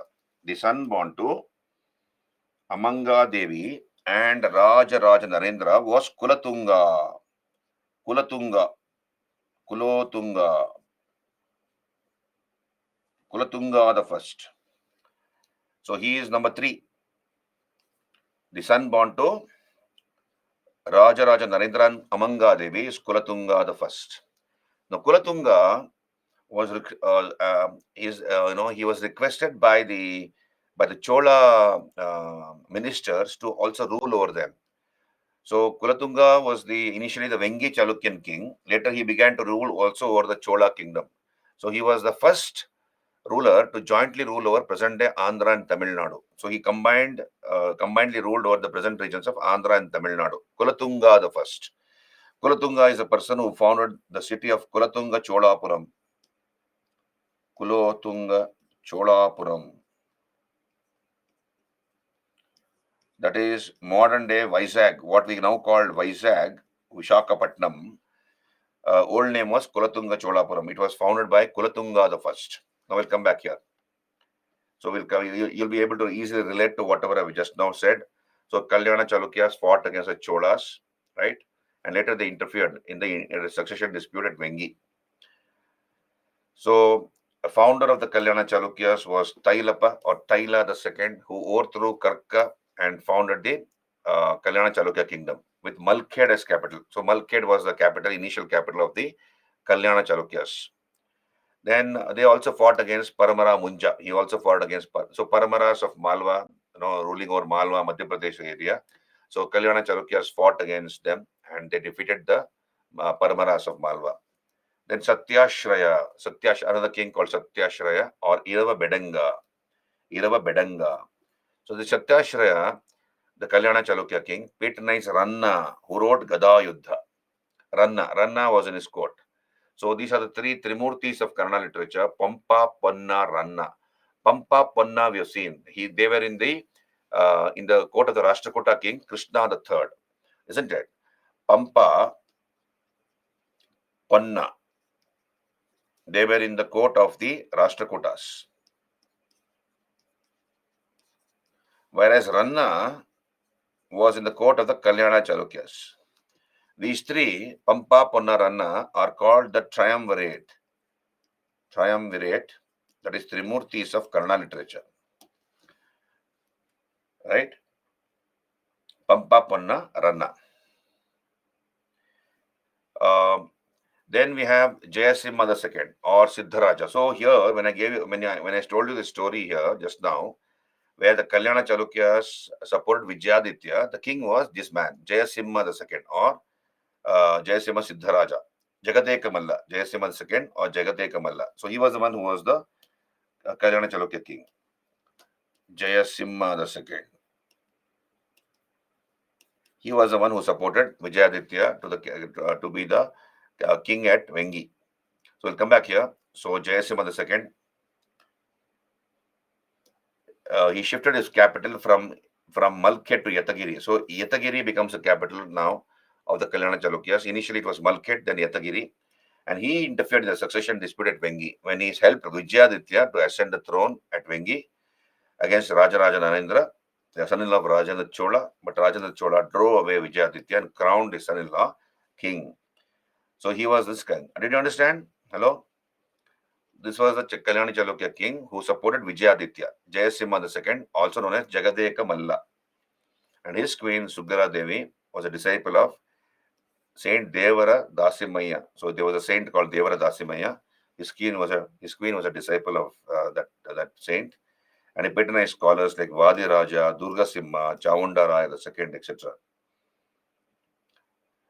Then we have another king, Someshwara I, who made Kalyana his permanent capital. So Kalyana becomes the capital of the Chalukyas. So for initially Malkhed, then Yatagiri, Yadgir, and then Kalyana. Someshwara killed the Chola king Rajadi Raja at Koppal. So there's a place called Koppal in Karnataka. So he killed him in this battle at Koppal. Rajadi Raja was killed, and he built a temple at Annigiri in the Dharwad district of Karnataka to commemorate his victory. But then you see, in the midst of the battle, Rajadi Raja was killed by Someshwara, the Kalyana Chalukya king. In the midst of the battle, we have the prince Rajendra II. He took charge of the Chola army, and he gave a tough fight to the Kalyana Chalukyas. And then later we have the Cholas challenging Someshwara for battle, but Someshwara never came for battle because he was suffering from an incurable disease. So he jumped into the Tungabhadra and committed suicide. That is called Parama Yoga. So Someshwara died by drowning himself in the Tungabhadra as he was suffering from an incurable disease. Are you there with me? This is Someshwara the first, who made Kalyana his permanent capital. Then the greatest of the Kalyana Chalukyas was Vikramaditya the sixth. Understand this? Vikramaditya the sixth, he was the greatest. He founded the Chalukya Vikrama era, 1076. Starting in 1076, Chalukya Vikrama era, he had a number of scholars in his court, like Bilhana. So Bilhana was a Kashmir Pandit. Bilhana, he was from Kashmir. And Bilhana wrote a few books, Chaura Panchashika, Vikramanka Devacharita. He also patronized a scholar called Vigneshwara, who wrote Mitakshara. This is a book on law. Vigneshwara wrote a book on called Mitakshara. Now, so Bilhana was patronized by him. Vigneshwara was patronized by him. Now, UPSC had asked a question pertaining to Vigneshwara and his book called Mitakshara. So, under this book called Mitakshara, you have this law called Mitakshara law. So, under this Mitakshara law, the legal heir to the family property, that is the son, can claim the right over the property when the father is still alive. This is Mitakshara law, which is applicable to all over India, even now, except Bengal and Assam.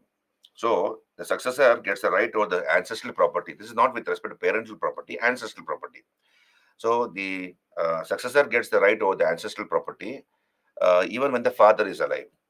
So grandchildren can claim a right over the ancestral property even when the father is alive. That is called Mitakshara law, written by Vigneshwara, applicable all over India even now, except Bengal and Assam. In Bengal and Assam, Dayabaga law is there. What is Dayabaga law? That is, the successor can claim the right over the ancestral property only after the death of the father. So this is applicable only in Bengal and Assam, according to Dayabaga law. So this was the UPSC prelims question asked. Are you there with me, all of you? Did you understand Mitakshara? Can you raise your hands? Okay, Mitakshara. Okay, great. Then his queen Chandala Devi was well versed in dance, music, etc. She was called Abhinava Saraswati, I believe.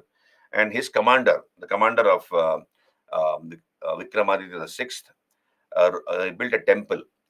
This is called the Mahadeva temple at Itagi in the Koppal district of Karnataka. Mahadeva temple at Itagi. It is called Devalaya Chakravarti. This is the temple in the Koppal district of Karnataka at a place called Itagi. Mahadeva temple, built by Mahadeva, one of the commanders of Chalukyan king Vikramaditya VI. So it's called Devalaya Chakravarti, emperor among temples. Then we have Someshwara III, who wrote an encyclopedia in Sanskrit called Manasa Ullasa. Manasa Ullasa or Abhilashi Tartha Chintamani. Abhilashi Tartha Chintamani. Also called Manasa Ullasa. So divided into two parts, Manasa Ullasa. So it was an encyclopedia in Sanskrit. Someshwara the fourth was the last ruler, okay, who was killed by the Yadava king Billama. So Yadava succeeded part of the Kalyana Chalukya kingdom. So by the end of the 12th century, the Kalyani territories, as I told you, got divided into three parts: the Yadavas of Devagiri, the Hoysalas, and the Kakatiyas. Sevanas of the Yadavas, Hoysalas, and the Kakatiyas. This is about the Kalyana Chalukyas. This is about the Kalyana Chalukyas. Any doubts? Any questions? Once again, Vikramaditya VI Puja. So Vikramaditya VI is considered to be the greatest of the Kalyana Chalukya kings. He started the Kalyana Chalukya era, starting 1076. And he patronized a number of scholars, like, for example, Bilhana, who wrote Chaura Panchashika and Vikramanka Devacharita. He was a Pandit from Sanskrit Pandit from Kashmir, the Bilhana. Then he patronized another scholar called Vigneshwara, who wrote Mitakshara. Okay, so under this Mitakshara law, the grandchildren can claim property of their ancestors even when the father was alive. Grandchild can claim property when the father was alive. This is the law applicable throughout India even now, except Bengal and Assam. In Bengal and Assam, we have Dayabaga law, under which only after the death of the father, the grandchildren can claim property can claim property of the ancestors of their ancestors. Puja, did you get me? And of course, his commander Mahadeva built the Mahadeva temple at Itagi. It's a Shiva temple at Itagi in Koppal district of Karnataka. And his queen was Shantala Devi, Chandala Devi, who was called Abhinava Saraswati. Okay. Then we come to the Cholas, the imperial Cholas, right? Just take a 5 minutes break. Just take a 5 minutes break and we'll come back. Cholas, we'll do Cholas. 5 minutes break.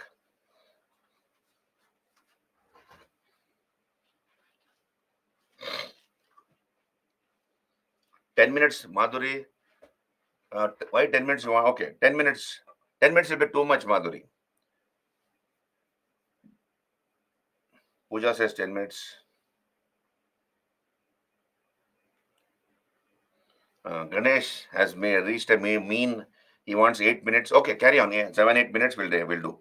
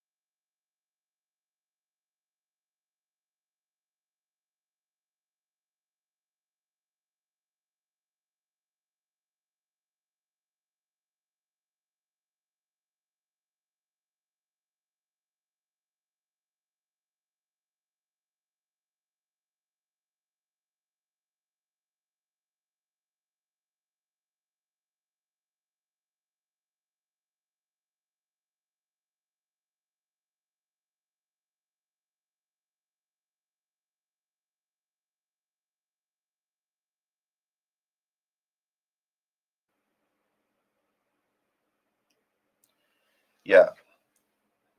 Can we continue?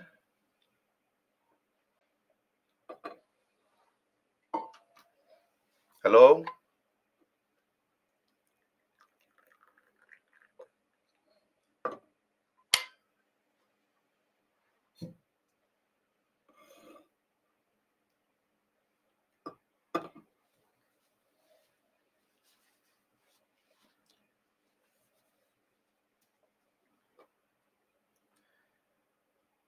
Okay.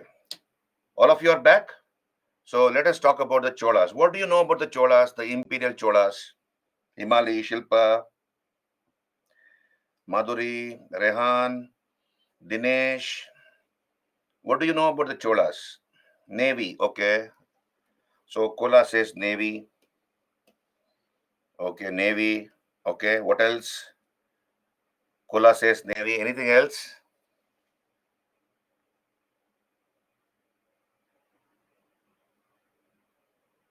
Hello? Nothing else?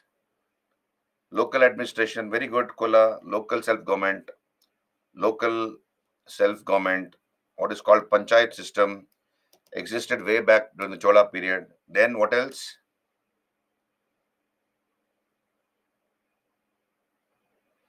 Okay, so here, now please understand, the Cholas brought most parts of South India under their control. We do not have, there's no connection between the Sangam Cholas and the Great Cholas. So we have something, somebody knows as the Sangam Cholas. In the Sangam age, we have three Tamil kingdoms: Cholas, Cheras, Pandyas.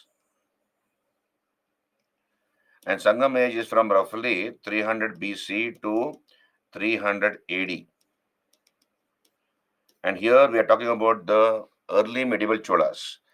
That is the imperial Cholas. We are talking about the imperial Cholas. Right? And there is no connection between these Cholas and the Sangam Cholas. Till now, no connection. We have found no connection between the imperial Cholas and the Sangam Cholas. Now, during the Chola period, but they brought most parts of South India under their control. You can see it on your screen. So this is the area ruled by the Cholas, and this area came to be called Chola Mandalam, from Kanyakumari to almost Bengal. This area came to be called Chola Mandalam. Chola Mandalam. And the name Coromandel is after this word called Cholamandalam, the Coromandel. What we call Coromandel coast is from this word called Cholamandalam. So here the Cholas are called imperial. Why are they called imperial? What is the meaning of imperialism? They're called imperial. Imperial because they were able to rule. Um, they felt their power was felt far beyond their immediate geographical confines. So projection of power far beyond their immediate geographical boundaries. So the Cholas conquered entire Sri Lanka, Maldives, Lakshadweep, parts of Southeast Asia. So we had the Sri Vijaya Kingdom in Southeast Asia, that is present day Indonesia, Malaya, southern Vietnam, Cambodia. All those areas were conquered by the Cholas under their king Rajendra Chola. So therefore, they are called imperial. As somebody pointed out here, I think it is Kola. Kola spoke about local self-government, local self-government, panchayat system existed way back in the 10th century. Way back in the 10th century, we come to know about the local self-government of the Cholas. Every village was like a little republic. People of that village took care of their affairs themselves. They elected the committee members. So this is the first example of free and fair elections in India. So elections are due.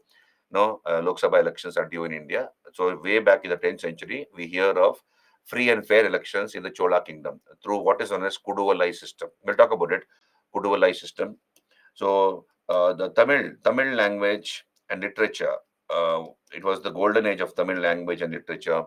A number of books were written in Tamil. A number of epics were written in Tamil during the Chola period.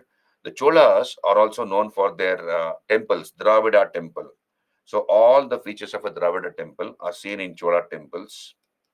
And Chola temples were not just places of worship; they were socio-economic and cultural centers.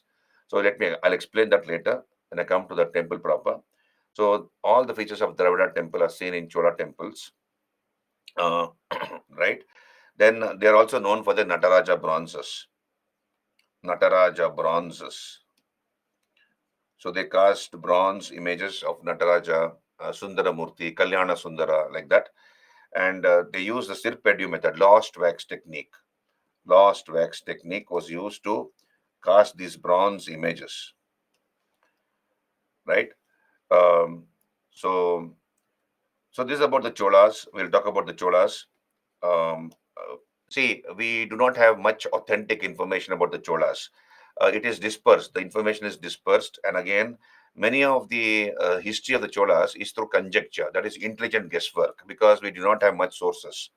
So whatever sources we have, it comes from inscriptions. Inscriptions found in temples, coins, references to Cholas in textbooks. So, experts like Nilakanta Shastri, K. Nilakanta Shastri, Kuduvayil Balasubramanyam, they have reconstructed the history of the Cholas based on conjecture, mostly conjecture, intelligent guesswork, because we do not have a continuous history of the Cholas, authentic history of the Cholas. Okay, so this is about the introduction to the Cholas. We'll talk about it. So, Cholas, their emblem was a tiger. As you can see, this was the emblem of the Cholas, tiger. And there's no connection between the Sangam Cholas and the Imperial Cholas. So they ruled from Tanjavur or Tanjai. That was their capital. Tanjavur or Tanjore, as it was called. Tanjavur or Tanjore was their capital. And they brought all these areas under their control at different times. Parts of Deccan, Malwa, Gujarat, entire Sri Lanka they conquered, Maldives, Lakshadweep, Indonesia, and the Bay of Bengal became a Chola lake. So the Bay of Bengal was reduced to a Chola lake under the Cholas. It became a Chola lake. So they had a very powerful navy. They had a very powerful navy, and they introduced advanced systems on their navy. We'll talk about it when I come there. They had taken the help of Chinese and Arab merchants, Arab travelers, and they had strengthened the hull of their ships. They also had a flame throwing machine attached to their ship. A flame throwing machine, so that would spit flames onto the enemy ships. So they had introduced all those technology, and they should trade extensively. The Cholas, including with China, they should trade extensively with China, with Southeast Asia, Burma, with Myanmar, etc. And the Cholas conquered entire Sri Lanka. Right. So here they initially served as the feudatories of the Pallavas, and once the Pallavas became weak, we have Aditya Chola who killed the Pallava king Aparajita Pallava, and proclaimed the independence of the Cholas. So here I have told you there's little concrete data about the Chola period. Mostly it is from inscriptions, from land grants found in temples, from coins, and also literary textbooks. And these experts, K. Nilakanta Shastri, Kudavayil Balasubramaniam, they have all reconstructed the history of the Cholas on the basis of minimal data available, or it's basically conjectural in nature, intelligent guesswork, right? So we'll talk about the Cholas, important Cholas. We have Vijayalaya Chola. Uh, no, they did not rule over Kerala, but of course they defeated the Kerala ruler, Bhaskara Ravivarman. So you have Rajaraja defeating Bhaskara Ravivarman in a naval battle, Ganesh. And therefore, in this naval battle at a place called Kandalur Salai. So Kerala was ruled by the Chera rulers, the Kerala local rulers. Cholas were not ruling over Kerala. Right. So we'll come back here. So Vijayalaya was the founder. He captured Tanjavur. He was a Pallavan feudatory. He captured Tanjavur or Tanjore from an ally of the Pandyas called Muttarayar. So an ally of the Pandyas called Muttarayar. He conquers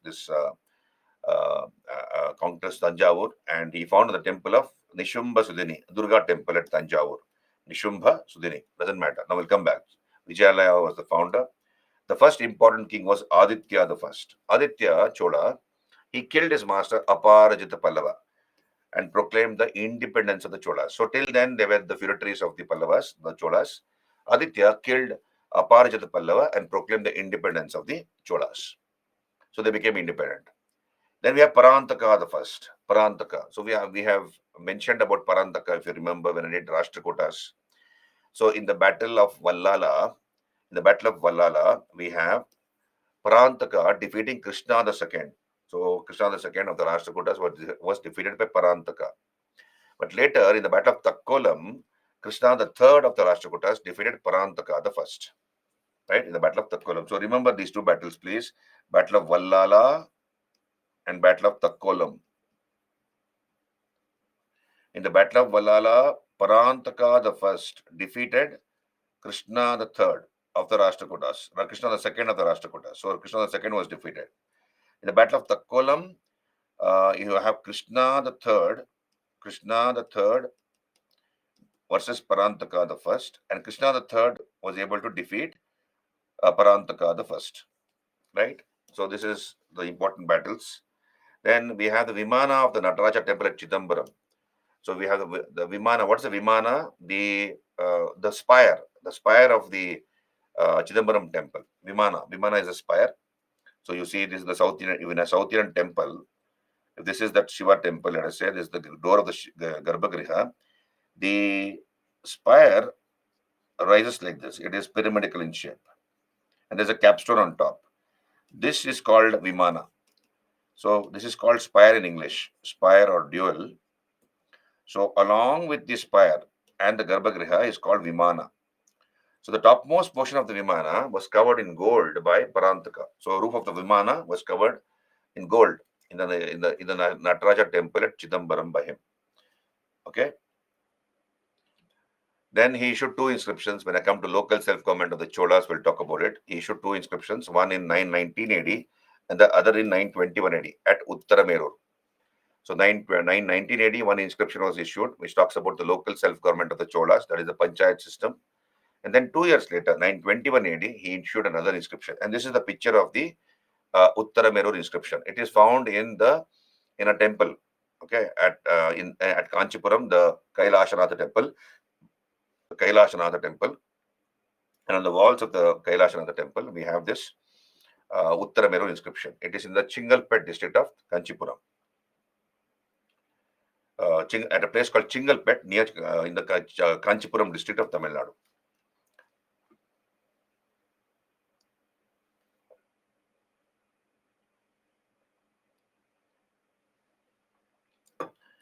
Right.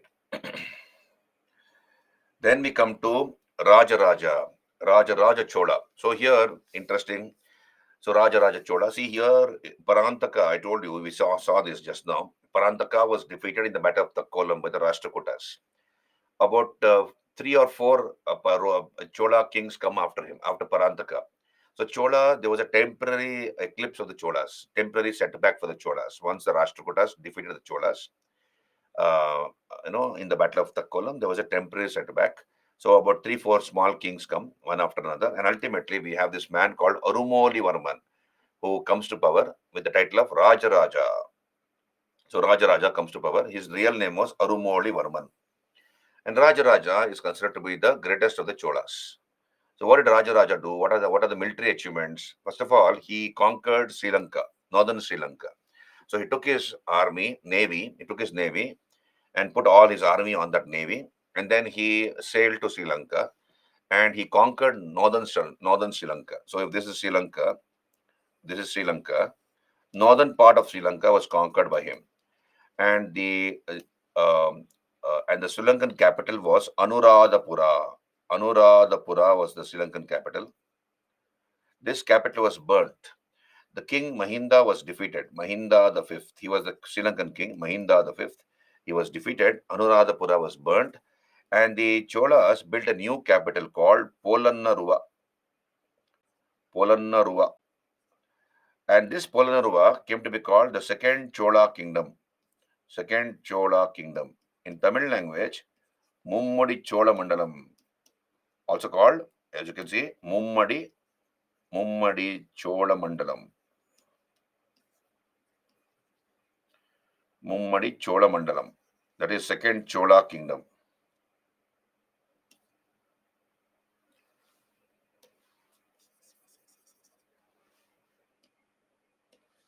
Mummadi Cholamandalam. So he conquered the northern part of Sri Lanka, right? And of course, you have Cholas fighting against the Rashtrakutas, against the Kalyana Chalukyas. Also, they fought the successors of the Rashtrakutas. They fought against the Gangas, and also the other rulers. Um, so here he defeated the Eastern Chalukya king Vengi, the Eastern Chalukyas of Vengi, the Pandyas, the Gangas of Mysore, and then Rajaraja defeated the Chera king Bhaskara Ravivarman in this naval battle called at a place called Kandalur Salai. So in the naval battle at Kandalur Salai, he defeated the Chera king Bhaskara Ravivarman. Bhaskara Ravivarman. And for that he took a title. Kandalur Salai Kala Maruttaruli. He is given the title Kandalur Salai Kala Maruttaruli. So Shivapada Shekara, because he was a Shiva devotee, Mummadi Chola Deva, second, the person who created the second Chola kingdom, Chola Marthanda, Jayangonda, Raja Kesari. These are the various titles of Rajaraja. He also conquered Maldives and Lakshadweep. So the Cholas under him conquered Maldives and Lakshadweep, right? Then we have seen this. He gave his daughter Kundava or Kundavai. She was given in marriage to the Vengi Chalukyan prince Vimaladitya. So Vimaladitya became his son-in-law, the prince of the Vengi Chalukyas. Then he defeated Satyashraya of the Kalyani Chalukyas. Tungabhadra became the dividing line between the Cholas and the Kalyani Chalukyas. Satyashraya or Irava Bedanga was defeated by him. Then I there with me, all of you. Now, in Southeast Asia, you can see here on your screen, I'll use another map. You can see here, there was one kingdom here called Sri Vijaya Kingdom. On your screen, this is the Sri Vijaya Kingdom. You see, Sri Vijaya. This is Sri Vijaya Kingdom, ruling over present-day Indonesia, parts of Indonesia, parts of Malaya, Malaysia. This was called Sri Vijaya Kingdom. Sri Vijaya. Sri Vijaya Kingdom. And what was the name of the dynasty which ruled Sri Vijaya Kingdom? Shailendra dynasty. Shailendra. This was the dynasty, Shailendra dynasty, ruling over Sri Vijaya Kingdom. Now, we have the king of Sri Vijaya, Sri Mara Vijaya Tungavarman. Sri Mara Vijaya Tungavarman. So he wanted to build a vihara at Nagapattinam. So he encouraged, Rajaraja encouraged this king of Sri Vijaya, Sri Mara Vijaya Tungavarman, to build a vihara at Nagapattinam. And he granted an entire village for the maintenance of that particular vihara, that is called Anai Mangalam. So Buddhist pilgrims will come from Sri Vijaya, to southern India, southern parts of India, and if they visit the Chola kingdom, they can take rest there in the vihara built by their own king. That was called Chudamani Vihara at Nagapattinam. Did you understand? So Sri Mara Vijaya Tungavarma was encouraged by Rajaraja to build a vihara at Nagapattinam in Tamil Nadu. And what was that vihara called? Chudamani Vihara. And a village called Anaimangalam was given an endowment to that vihara, so that whatever is grown in that village, food, water, etc., will go towards the maintenance of that vihara. So vihara is a monastery where monks live, right? Isn't it? Where Buddhist monks live in this context. So this is what Rajaraja did, encouraged the king of Srivijaya to build a vihara at that place. Are you there with me? Are you there with me? Hello?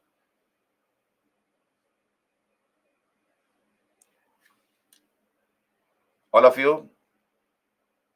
Okay. Puja, once again, I showed you the map, so Puja. They were ruling over present day parts of Indonesia, Malaya, etc. Srivijaya kingdom. Dynasty which ruled Srivijaya was Shailendra dynasty. And you have a sizable number of Buddhist devotees there. So when they visit India and when they come to South India, they can stay in Nagapattinam. So the king of Srivijaya, Sri Mara Vijaya Tungavarman, decided to build a vihara at Nagapattinam inside the Chola territory. And Rajaraja encouraged him to do that. A vihara was built. That name of the vihara was Chudamani.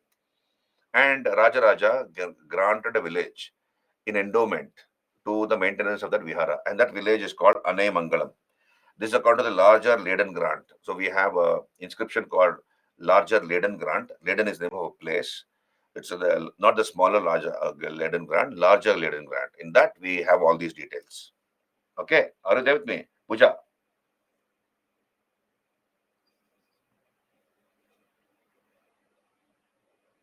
Okay.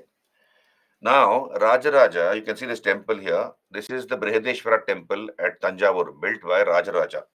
I have used the Tamil word Kovil.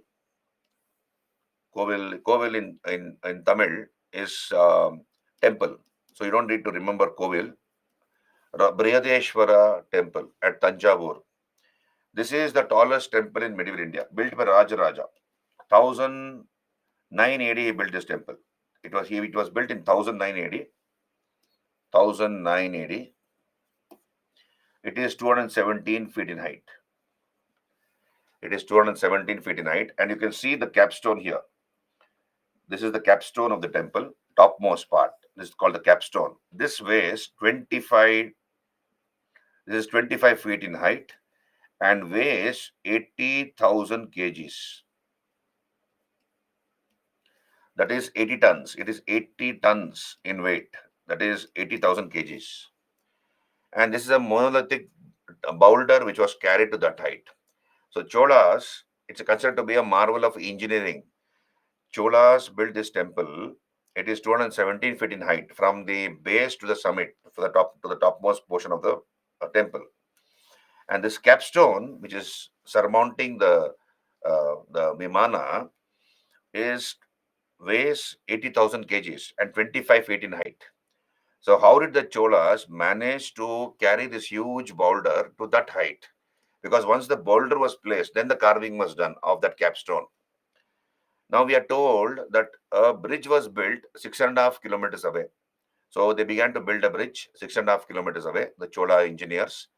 And slowly the bridge was rising like this. I'll show you that. Just hold on. So slowly the bridge is rising like this.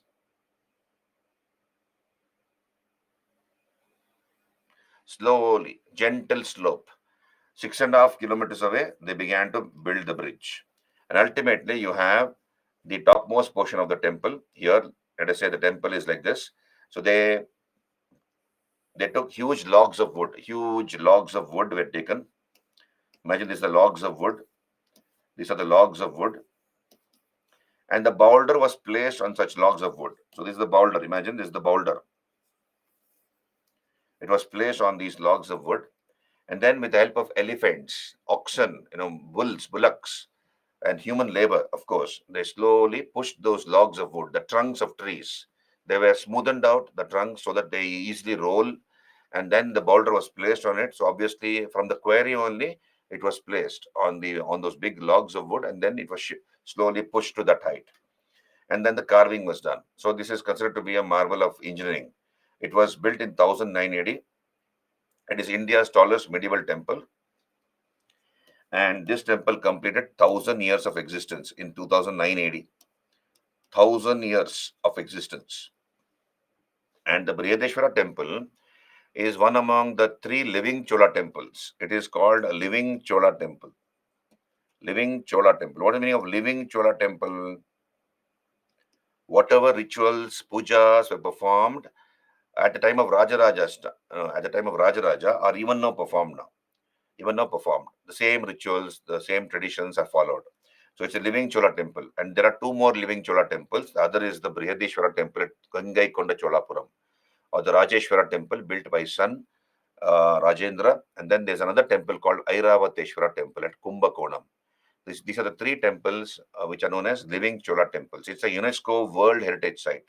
The Brihadeshwara temple, along with two others, is a UNESCO World Heritage Site. It's made of solid granite. All the features of a Dravida temple are seen in Chola temples. So he built this, right? So Rajaraja Chola. Then we come to Rajendra, his son, Rajendra Chola. Now, Rajendra completed the conquest of Sri Lanka. You remember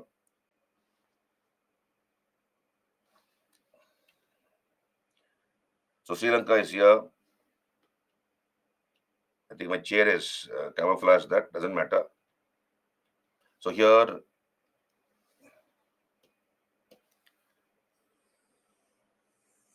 so if this is Sri Lanka, northern part was conquered by Rajaraja, and southern part is conquered by Rajendra. So Rajendra took his navy, attacked Sri Lanka, defeated Mahinda the fifth, the same king.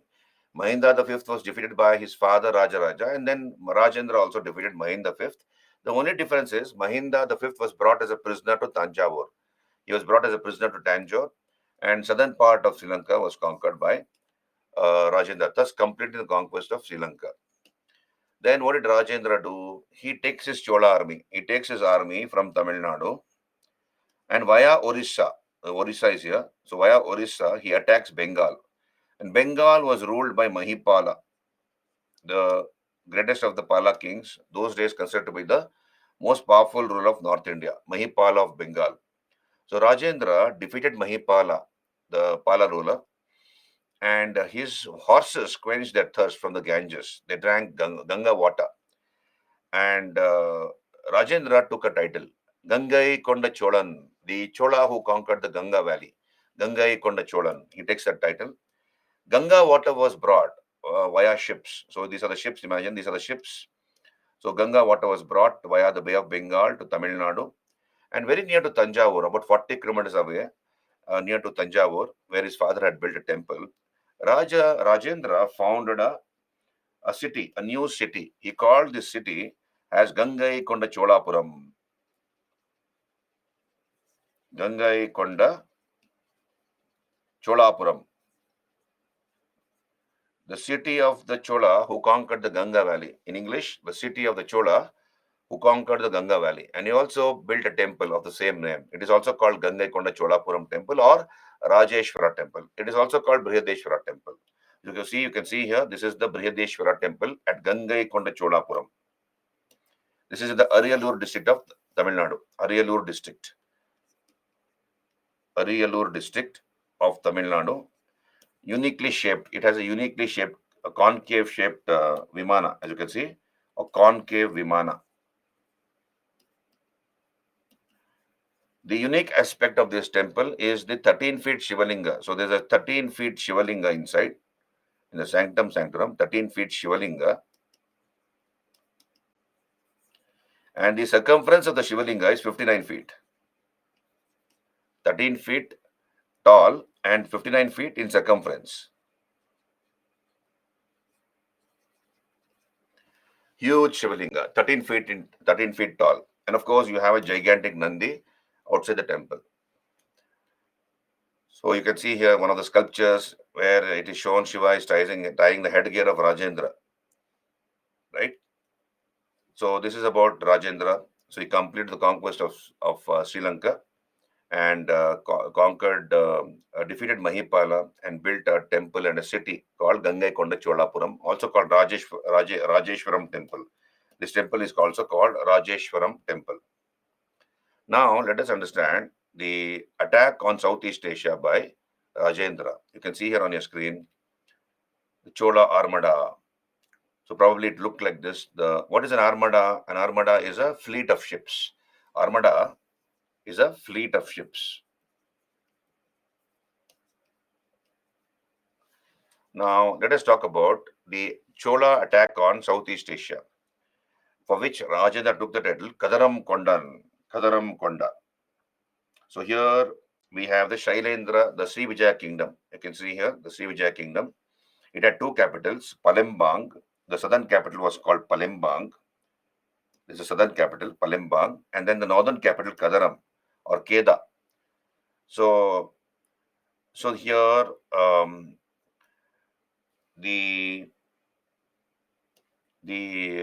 this particular route, Indian Ocean, had become you can call it as the international maritime Silk Route. You can call this as the international maritime Silk Routes. International equal to the Silk Route, but this was the maritime Silk Route. So here, a lot of ships used to travel from West Asia. So ships used to travel from West Asia, and they will come to the Chola ports, Okay, then they will load, unload goods, spices, cotton textiles, etc. They'll carry, and then they'll go to via Indonesia. They'll go to Indonesia, then Malaysia, and via like this they'll go to China. Right. So you have the Song dynasty. You have China was ruled by the Song dynasty or Sung dynasty, as it is called, and um, after the decline of the caliphate, we have the Hashemi dynasty of Egypt, which became popular. The Hashemi dynasty became strong here. So ships used to come from West Asia, dock in the Chola ports, and then go onwards to Indonesia, and then Malaysia, and then going on to China. Right now, uh, because of understand this, because of improvement in shipbuilding technology, the Cholas preferred to travel continuously with minimum breaks. So here the Chola ships will start off from Tamil Nadu. They'll start off from Tamil Nadu, and they will go through the Malacca, Straits of Malacca. These are the Straits of Malacca, Malaccas. So then they will enter here Indonesia, and they'll not stop here. They would prefer to go directly to China. Similarly, while they're coming back from China, the Chola ships, they will traverse through this territory, and without stopping in Srivijaya Kingdom, they will go to China. They'll take only one or two stops. Now, how was this made possible? Because of improvement in shipbuilding technology. So the Cholas had improved their ships. So they had a strong hull. This is called the hull of the ship. So this is called the hull. So they had taken the experts. They had taken the help of Chinese and Arab merchants. Chinese and Arab shipbuilding experts had strengthened the Chola ships. So they had a stronger hull. Right? They used to use the mariner's compass. So mariner's compass was a Chinese invention. So they used to use the mariner's compass in their ships, so they knew which direction they are sailing. Then they also had a sort of a weapon, okay, which was a flamethrower, a flame throwing weapon, a flame spitting weapon attached to their ships. So it will throw or shoot flames onto the enemy ships. So they were all having this on their ships. So here, what happened? Why did Rajendra attack Southeast Asia and conquer Southeast Asia? That is the question. Now look here. Um, there were, so this is the Srivijaya kingdom. As you can see, this is the Srivijaya kingdom, and there were two more kingdoms in this area. One was the the Khmer kingdom ruling Cambodia. So Khmer, you can see here, Khmer kingdom. So there was a Khmer kingdom ruling Cambodia, present day Cambodia. There was a Srivijaya, which was a Buddhist kingdom, and there was another kingdom called Tamralinga, ruling this area. Tamralinga was ruling this area, right? This area, Tamralinga. Now, around Srivijaya, there were sea pirates, that is sea gypsies. Recently, also, the Somali pirates have been, arrested by Indian Navy, isn't it? They also took a ship under their control, the Indian Navy. Like that, you have in Srivijaya, around the waters of Srivijaya, sea pirates were there, sea gypsies. What they would do is they will loot the ships. They will attack the ships, the merchant ships traversing those territories, and they will extract concessions from them, loot them, or force them to pay taxes. Now, later, what happened is the Srivijaya king took the help of these sea gypsies, and he was forcing the international ships, including Chola ships, to be docking at Srivijaya ports. So the Srivijaya king was encouraging the sea gypsies to divert the international ships, including Chola ships, to be docked in his king territory, so that they can collect taxes from the merchants.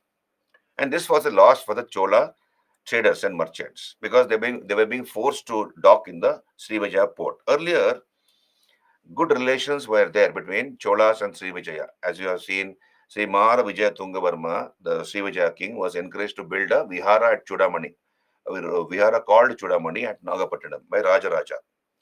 But by the time Rajendra became the king, the Chola king, the relations had deteriorated because of this reason. Because Srivijaya king was encouraging the sea gypsies to loot or force the Chola ships to be docking in his kingdom, in his ports, so that he can extract taxes from the Chola merchants. And this was a loss for the Chola merchants. So they went and complained to their king Rajendra. This is what is happening. The Srivijaya king is encouraging the sea pirates, the sea gypsies, to force us to dock our ships in his territory so that he can extract taxes. We are suffering a loss. Please do something about it. So Rajendra sent an ambassador to the Srivijaya king, Sangrama Vijayatunga. His name was Sangrama Vijayatunga Varman. That this should not happen. The sea gypsies should be brought under control, and the king, Sri Sangrama Vijayatunga Varma, should give protection to the Chola merchants and traders. The Sangrama Vijayatunga did not care. And this is the time when there was a war between, which happened in this area. In 1025, understand this, in 1025, there was a war between Khmer and Thamralinga. So Khmer kingdom, this was a Hindu kingdom. This was a Hindu kingdom, Khmer. Tamralinga was a Buddhist kingdom. So there was a war between Khmer and Tamralinga in 1025. And so this is Khmer here. You can see Khmer. So Tamralinga asked the help of Srivijaya. So Tamralinga sought the help of Srivijaya. And Srivijaya being a Buddhist kingdom. So Srivijaya was a Buddhist kingdom. It decided to support Tamralinga. So Srivijaya and Tamralinga came together. And Khmer had no other choice but to seek the help of the Cholas. And Cholas were also, Hindus. They were Shaivites. Automatically, um, the Cholas supported Khmer. Okay, Khmer was supported by the Cholas. So here, Rajendra wanted to use this opportunity to teach a lesson to the Srivijaya king. So the biggest kingdom in this area was Srivijaya. So what the Cholas did is, Rajendra did is, he divided his navy into two parts. He divided his navy into two parts. The main navy and then an auxiliary navy. So you have a main navy and then you have a small auxiliary force, or no, auxiliary navy. So he split his navy into two parts. And then he ordered the auxiliary force to sail towards the Straits of Malacca. This is the Straits of Malaccas, the entrance to the Straits of Malaccas. And here you have the Srivijaya Navy waiting. Srivijaya Navy, most of their ships were docked here, naval ships, so that they can block the Chola Navy. Now what? And the auxiliary force began to engage the navy of Srivijaya. Rajendra, with the other part of his navy, the main navy, he sailed south of Sumatra.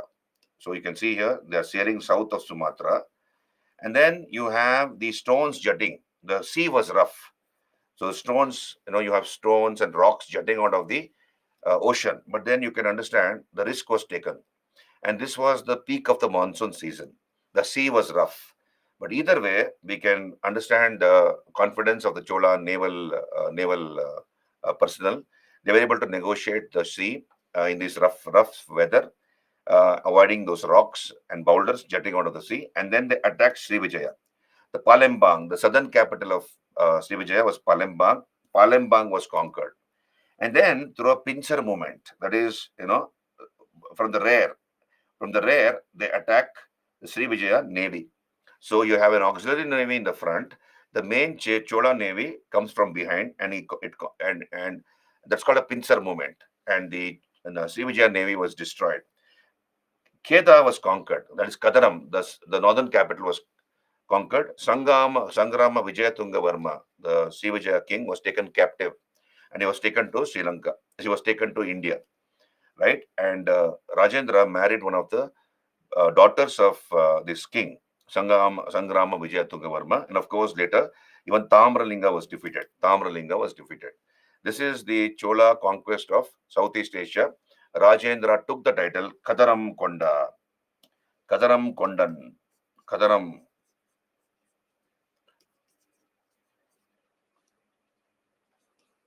So he is the only Indian ruler to conquer a foreign country. That is Rajendra Chola. And the Cholas were able to the Cholas were able to exercise their influence over this area for about 100 years. They established their military garrisons in all these areas. The Chola merchants established trading corporations, Ayyavole, Innuruvur, okay, Manigramam. These are all the Chola trading guilds. Manigramam, Ayyavole, Innuruvur, Innuruvur. These are all trading corporations. So they had their offices established in these areas, right? And the Cholas dominated this area for more than 100 years. So this is Rajendra Chola and his conquest of Southeast Asia. Did you understand? Hello. I hope it was interesting. This is the reason behind it. Hello, are you there with me? Can you raise your hands? Can I go further?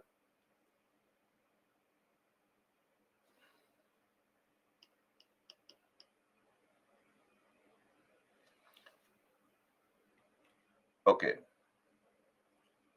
Zainab, Jia. Okay. So,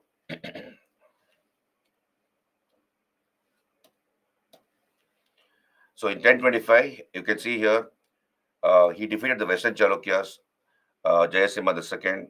He built a medical school at Tiruvadurai.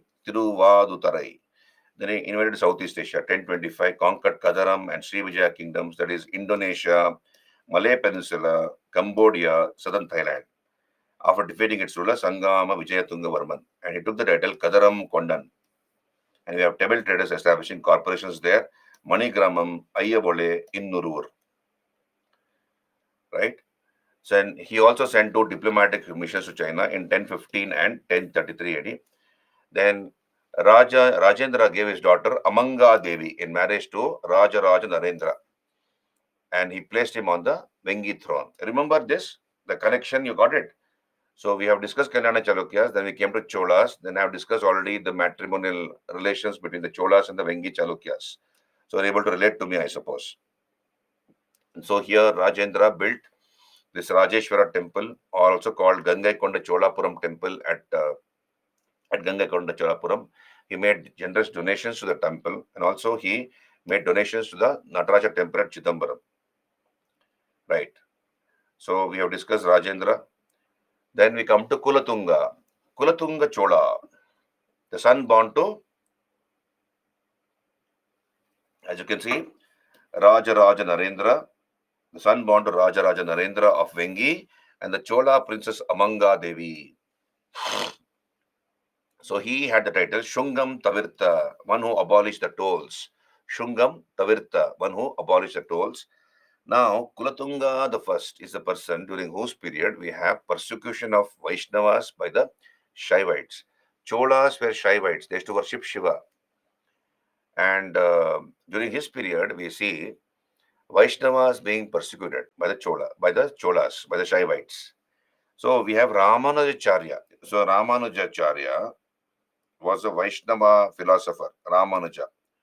So because of this reason, he came away running to Melkote. So a place called Melkote in Mysore district.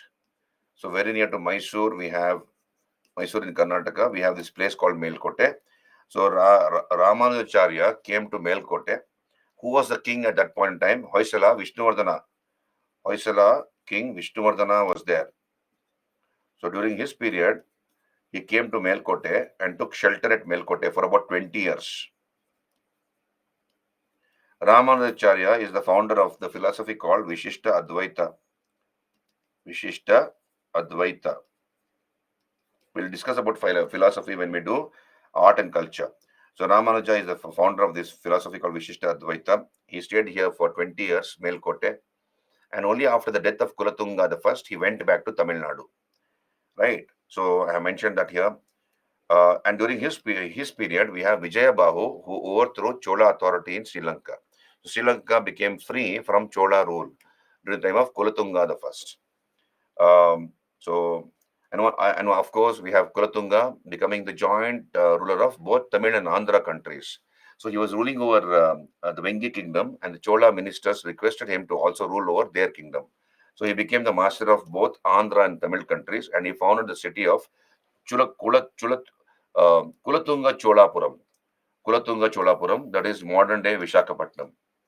right? He also conquered Kalinga, and we have his court poet Jayan Gondar, who wrote Kalingattu Parani, talks about the conquest of Kalinga or Orissa by Kulatunga the first. So Ramanuja was oppressed during the period of Kulatunga the first, so he ran away to Melkote and took shelter there.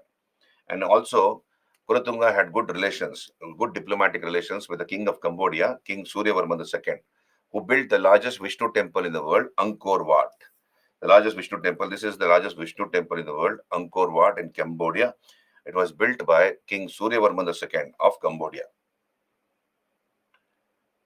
Right? Then Kulatunga the third. So under him, the central authority became weak. So basically, after Kulatunga the first, Cholas slowly began to deteriorate. The power began to deteriorate. Central authority became weak under Kulatunga the third, and he patronized Kamban, who wrote the Tamil Ramayana. So Kulatunga the third patronized Kamban, who wrote the Ramayana in Tamil. So ultimately, we have the rise of the feudatories like the Kadavarayas, emergence of Pandya power as a challenge to Chola supremacy. All these contributed towards the decline of the Cholas. The Cholas were succeeded by the Pandyas. So slowly, Pandyas became powerful. Initially, Pandyas were thrashed by the Pallavas and the Cholas. Pallavas and Cholas repeatedly defeated the Pandyas. But ultimately, later, we have the Pandyas who were responsible for overthrowing the Cholas. And also, we have the rise of feudatories like the Kadavarayas. Rajendra Chola was the last Chola king. Rajendra III. He was the last Chola king. So later Cholas were attacked by the Pandyas in the south. So Pandyas attacked the Cholas in the south, and from north we have the Kakatiyas, and the Telugu Cholas. They attacked the Cholas from the north. Pandyas from the south, Telugu Cholas from the north. And the Chola authority came to an end by 13th century. It was the end of the Cholas. And after the Cholas, we have two independent kingdoms which were born, Pandyas and Hoysalas. Right? This is about the Cholas, political history of the Cholas. We'll look at other aspects. Any doubts here? Are you clear?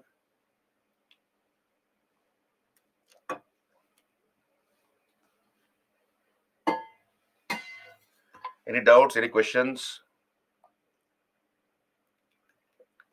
Anything to repeat here? Anything to be repeated? Please let me know. All of you, are you clear? Telugu Chodas, a small dynasty called Telugu Chodas. Not Chola, Telugu Choda. Who were Calabras? Jia, Calabras or Kalapillars. They were supposed to have supplanted the Sangam kingdoms. So I'll just use that another page here. So here you see the Kalabras, also called Kallapillar. So you see the Sangam age. Sangam age is from approximately 3rd century BCE to 3rd century AD. Right? Now, there were three Tamil kingdoms. That is the Cholas, the Cheras, and the Pandyas. Now, we are told that these Kalabras or Kalapillars overthrew all these three powers, and they dominated deep south for about 400 years. About 400 to 450 years, these Kalabras dominated this area. Later, so they were able to supplant the Cholas, Cheras, and the Pandyas, the Kalabras. Later, we have an alliance of the Chalukyas,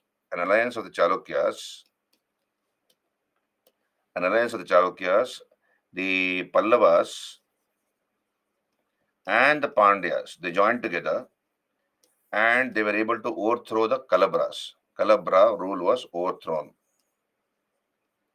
Calabras were overthrown by these three powers, right? And again, we have the Cholas coming back around middle of the 9th century AD, around 850 AD. The Cholas came back to power. But then there's no connection between the Sangam Cholas and the Imperial Cholas. So these are the Calabras. Jia, did you understand? They are described as a group of evil rulers who did not rule according to dharma. I have not seen Ponniyin Selvan movie, so therefore I would not comment. I would not know it. But then this is called commercial cinema. Things could be distorted, stories could be distorted to make it interesting and acceptable to the modern audience. So therefore, don't take it as seriously. It may not. There may not have errors, historical errors in them. Okay, so we'll come back. Did you understand, Jia? Okay. So this is about the Cholas. We'll come back here with other aspects of Chola rule. We'll discuss.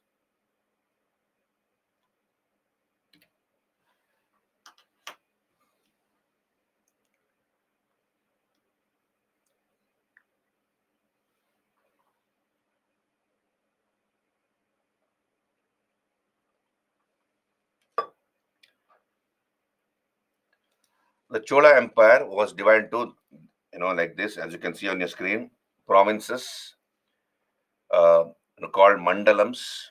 Okay, provinces were called mandalams under royal princes or officers. Then we have division called Varanadu under Periyanattar, district called Nadu under Nattar, town called Nagaram under Nagarattar, or a council, a town council, and village was under a grama. Village was a grama under a village headman. So these are the administrative division, provinces, subdivided division, division into district, district into town, and then village. So remember that Mandalam, Valanadu, Nadu, Nagaram, Grama. Okay. Then we'll come back here. See, the Chola rule was a blend of centralization and decentralization. This has been called as a segmentary state by Buttenstein. So there was a historian called Buttenstein. So Buttenstein calls the Chola kingdom and the Vijayanagar kingdom as a segmentary state. What is a segmentary state? See, the Cholas exercise direct authority over the nucleus area. Nucleus area is that is Tanjavur and modern Tanjavur and Tiruchirappalli districts. So the king here was the supreme authority over this area. This is modern Tanjavur and Tiruchirappalli districts.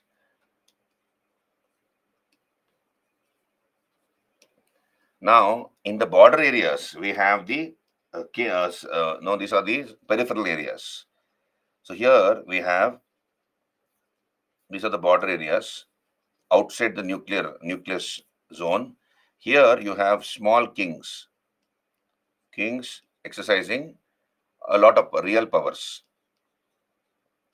And the Chola king only had symbolic authority over these princelings A, B, C, D, E, etc. So the Chola king only had symbolic power, not real power, but symbolic power over the peripheral areas ruled by other smaller kings. So this is a blend of centralization and decentralization. Centralization at the core and decentralization in the peripheral areas, right? So it's a mix of both. So direct control over Chola Mandalam and outside this core area, chiefs held sway. Okay, that's what he says. And this is the meaning of that. So Chola's king only had ritualistic or symbolic authority over the peripheral areas. So ritualistic or symbolic sovereignty over the peripheral areas, not real powers, only symbolic powers.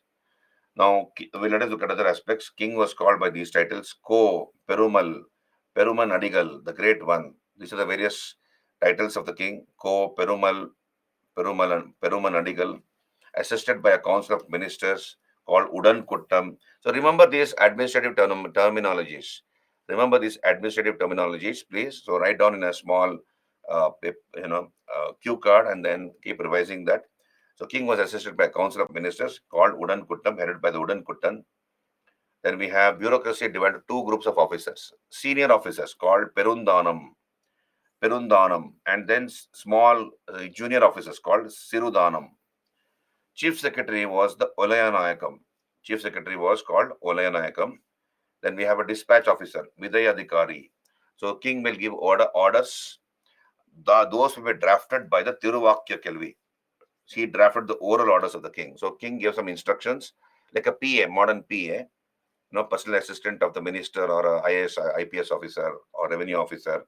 So he will write down the oral orders of the king, Tiruvakya Kelvi. So, and that in turn was dispatched by the Vidayadhikari. So he was the dispatch officer. He will dispatch the royal orders to the provinces. So Vidayadhikari. Then we have the land revenue department called Puravu Vari Tinaikalam. Puravu Vari Tinaikalam.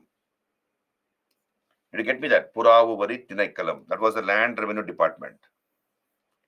So, hello, are you there with me? Hello? Clear? Okay.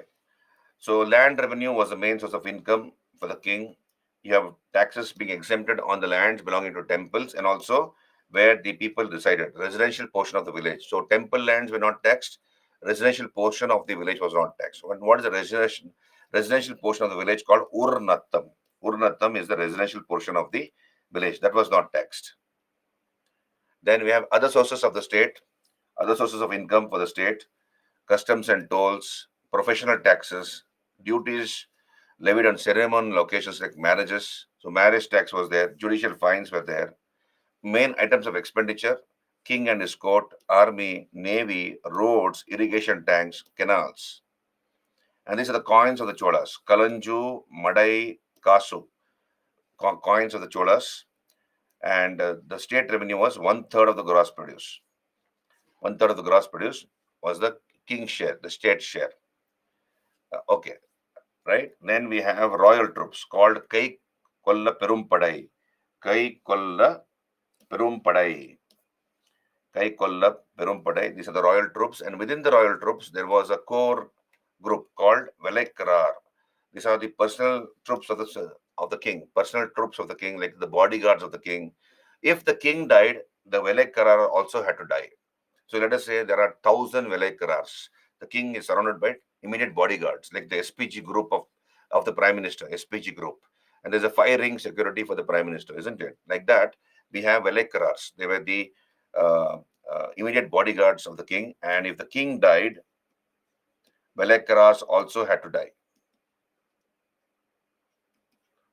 So king dies, Velakarar has to die. So therefore, they will see that king will not die because everybody also else have to die. So better for some Velakaras to die than all of them to die. So this was like they were the ones who gave protection to the king. Kadangams were military cantonments. Kadangams. So when you read textbooks like Satish Chandra and other books, whatever books you're reading, you'll get those terminologies, administrative terminologies. Make it a point to write down that and remember them and the meaning of those administrative terminologies. Your questions are asked from such areas. Are you there with me, all of you? Hello, clear? Factual information. So here, Cholas were Shaivites, no doubt about it, but there was also a lot of religious tolerance. Their religious guru was this man, Shaivite scholar, Karuvur Tevar. Karuvur Tevar was their religious guru of the Chola kings. And their chief minister was a person called Aniruddha Brahmarayar. Aniruddha Brahmarayar, he was a Vaishnavite scholar. But then they were tolerant towards other religions, including Jainism, including Buddhism, etc. So let us talk about the local self-government under the Cholas. Local self-government under the Cholas. So here we have this Uttarameru inscription belonging to the period of Parantaka the first. It talks about the local self-government of the Cholas. Now look here. Local self-government of the Cholas. Now, where do we get information about this local self-government or panchayat system? What we call panchayat system existed way back in the 10th century during the Chola period. We get this information about the local self-government of the Cholas in the so-called Uttaramerur inscription. Uttaramerur inscription. This has been found um, near Chingalpet in the Kanchipuram district of Tamil Nadu. So in the on a temple wall, this is the Kailashrata temple at Kanchipuram. On this wall, we find the Uttaramerur inscription. Now, from this inscription, what do we come to know about the local self-government of the Cholas? We are told that there were three types of villages in the Chola kingdom. There were three types of villages. The first type of village was a village with general population. This was a general village. What is the meaning of general village? Village where all communities and castes lived. All communities and castes. People belong to all castes lived in this village, general village. And such type of a village had its own assembly. That assembly was called Ur. So you have these are the three types of villages. These are the villages, general village, and the assembly. What was the name of the assembly of a general village? It was called Ur. And who were the members of this Ur, the village assembly? Landlords. Landlords were the members of this Ur assembly. Second type of village is the Brahmadeya village. Brahmadeya or Agrahara village. That is, this is a village inhabited by only Brahmins. Okay, only Brahmins would live in this village. That is called Brahmadeya village. And what was the name of the assembly of such a village? It was called Sabha or Mahasabha. It was called Sabha or Mahasabha. And the third type of village were merchant villages, where only merchants used to stay. And the assembly of such a merchant village was called Nagaram. Nagaram was the name of the assembly of the merchant village. So three types of villages. A village with general village where all communities stayed. Ur was the assembly of such a village. It consisted of only landlords. Brahmadeya village or Agrahara inhabited by Brahmins, and the assembly was called, corresponding assembly was called Sabha or Mahasabha, and merchant villages inhabited by only merchants, and the assembly of such a village was called Nagaram. Now, these assemblies had only an overall supervisory powers. They did overall supervision. These assemblies only had supervisory powers. They would do the supervision. Actual executive duties, understand this, actual executive functions, actual executive functions were performed by village committees. You have village committees which perform the actual executive duties.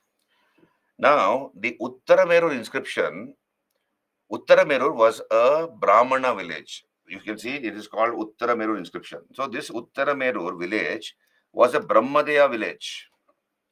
And the Uttaramerur inscription talks about how the Sabha or the Mahasabha function. What are the various duties of the Sabha or Mahasabha? So the Uttarameru basically was a Brahmadeya village or an Agrahara village inhabited by only Brahmins. Now, the overall supervisory duties were done by the assemblies, Ur, Sabha or Mahasabha and Nagaram. Actual executive functions were performed by village committees, okay, called warriors. Village committees were called warriors. And the village committee members, understand this, village committee members were called Variya Perumakkal. Variya Perumakkal. And the number of village committees depended on the type of functions performed. So in a village, imagine, in a village, there will be a lot of problems. Not all sorts of problems will be there, which have to be attended to. For example, the drain might have got clogged. Water might not be released in the field on a timely basis. Some dog or a donkey must have fallen into the village tank or the well. That has to be removed and the water cleaned. Okay, and so on and so forth. So village committees actually did, they were the ones who did the actual executive duties, executive functions. And depending upon the number of functions performed, the number of committees also varied. Okay, depending upon the number of functions, the number of committees also varied. So here in the Uttaramerur village, there were 42 members. There were 42 members divided into 5 committees. In the Uttaramerur village, there were 42 members divided into 5 committees. And in other villages, there could be more committees, up to 6 committees, depending upon the jobs to be performed or the duties to be performed. You can see it on your screen. I'm directly going. So look here on your screen. So there were 5 committees with 42 members in the Uttaramerur village. Okay. So committee members are called Variya Perumakkal. I've already told you. So what are these committees on your screen? Eri Variyam. So in Tamil language, Eri means tank. So this is the tank committee. Tank committee. How many members? 6 members. Panchavariyam. That is tax committee consisting of 6 members. Ponvariyam, gold committee consisting of 6 members. Tottavariyam, gardens and roads, 12 members. Samvatsaravariyam, that is 12 members. Samvatsara, annual committee. So when you add these 6, 6, 6, 18 plus 12, 30 plus 12, 42. So Uttaramerur village, which was a Agrahara or Brahmadeva village, had 42 members, divided into 5 committees. And these are the 5 committees: Eri, Panchavariyam, Ponvariyam, Tottavariyam, Samvatsaravariyam, etc. Do you understand? All of you. Till here, are you clear? Are you clear till here? Please raise your hands. Okay. Now,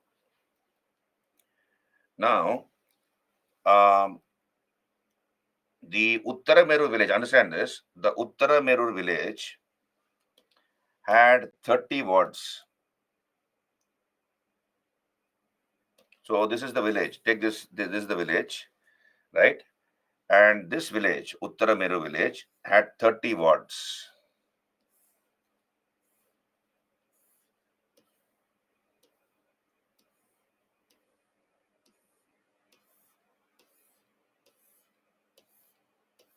So let us say this is the first ward. 1, 2, 3, 4, 10, 20, and 30. This is 30 wards. Okay, let us say 30 wards. Now, you have a few people who would be nominated from each ward.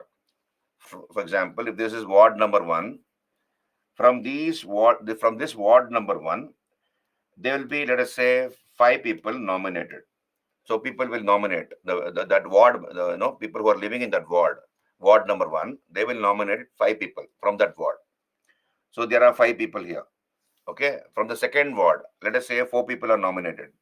From the third ward, maybe 6 people are nominated. From the fourth ward, 7 people, etc. Then what will happen? Elections will take place, and only one member will be chosen from one ward. Okay, only one member will be chosen from one ward. For example, you can see here on your screen. So there are 30 members. So here, let us say I'll draw a circle here like this. So let us take the example of the first ward. First ward. So how many members are nominated? 5 members. So here, people of that ward will write the name of their candidate. So there is A out of these 5. So 1, 2, 3, 4, 5. Right? These are the names of people. 1, 2, 3, 4, 5. These are the names of people. The people of that ward have to choose only one person to represent their ward out of the 5. So here what happens is there's one matka. That is, there's a pot. There's a pot, right? So the people will write the name of their candidate on a palm leaf. Okay, on a palm leaf, they will write. So number 1. So let us say this person's name is Ram. Okay, Rama. Number 2 is Krishna. Number 3 is Shiva. Number 4 is Vishnu. And number 5 is Muruga. So these are the 5 people who are contesting, who have been nominated from ward number 1. So people of that ward will write on a palm leaf. This is the palm leaf. The name of their candidate. For example, let us say one person writes Rama on that leaf, and he puts that leaf in that pot. Another fellow will write Krishna. Another fellow will write Shiva, etc. So all the people will vote. Then a young boy, after everybody of that ward have cast the vote in that pot, a young boy who is standing in the crowd, randomly is picked up. He is asked to come, and then he is asked to pick up one leaf at a time. So the boy will pick up one leaf, and the person who has picked up the leaf will read the name of that candidate. Okay, so Rama. Okay, so that Rama is shown to everybody. Okay, so the leaf is shown, so everybody know that Rama has been written. So that leaf is placed here. For example, let us say this leaf is placed. Then another leaf is picked up. Let us say Krishna. It's written Krishna. He has been voted there. So another leaf is placed against Krishna. Like this, voting takes place. Whoever has got the maximum number of votes will be chosen to represent that ward. Okay, did you understand? Hello, can you raise your hands? Whoever has got the maximum number of leaves is nominated to that ward, right? So here, that's how the ward members were chosen. Okay, so one like that. So 30 wards, 30 members. Okay, and then they will be allotted to certain committees to take care of various activities. So this is the first example of free and fair elections in India, the Kuduvallai system. All of you now look here. What happened in 919? You see, in 919, so you can see here on the screen the Kuduvallai system. This is called pot ticket collection system. Pot ticket collection system. So whatever I've explained, it is there in that. Go through it. Now we'll come to the Uttaramerur inscription. In 919, 919 AD, 919 AD, the Chola king Parantaka the first, he issued an inscription, okay, giving certain instructions as to how the local self-government should be conducted, etc. So he had given certain instructions, but he noticed that there were certain flaws, certain demerits, certain defects in the order he had given. For example, there was a possibility of non-locals getting elected. So he had not mentioned the qualifications or the disqualifications as to who could contest elections to those committees. He had not mentioned that. So what had happened? People from neighboring villages used to come and contest the elections. They are not from that village. They are not from the village of Uttaramerur. They are from the neighboring villages. They are coming and contesting. There is no age limit. So very young fellows are coming. Very old people are also coming and contesting the elections. And then thirdly, people with dubious characters, dubious backgrounds, criminals, dacoits, etc. They're all drunkards. They're all coming and contesting the elections. So he noticed these flaws. The possibility of non-locals getting elected. So he's a non-local. He doesn't know anything about the problems of that village of Uttaramerur, but he still wants to become a committee member. So therefore, possibility of non-locals getting elected. No specific age limitations were mentioned. He noticed that flaw. Then possibility of criminals, those with bad conduct, illiterate people also getting elected.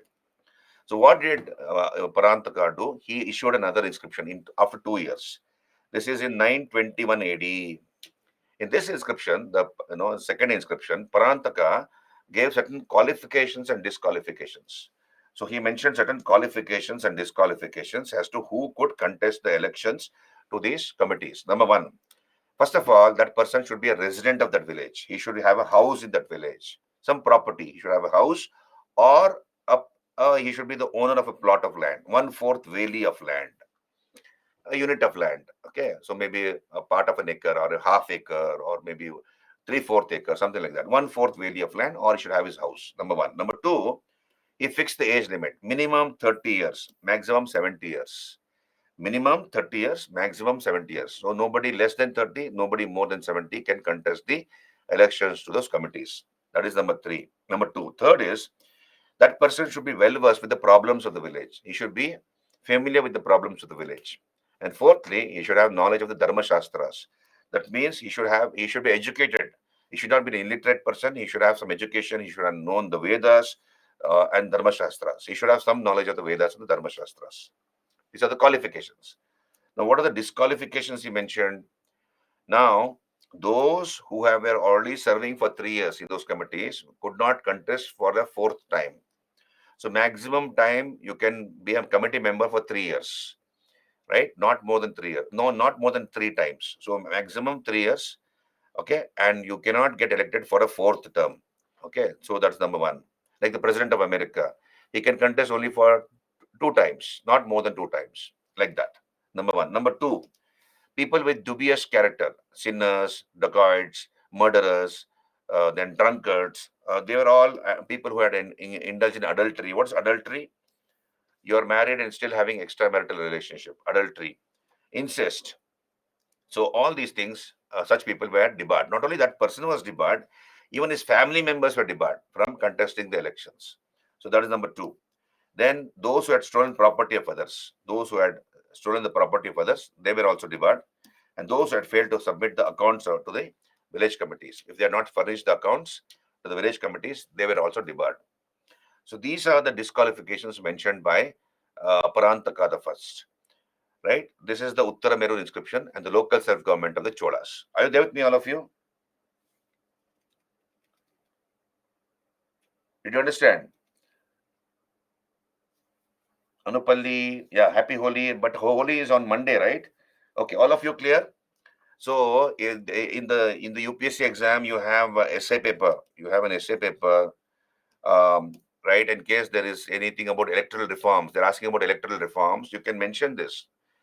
You can mention, make suggestions.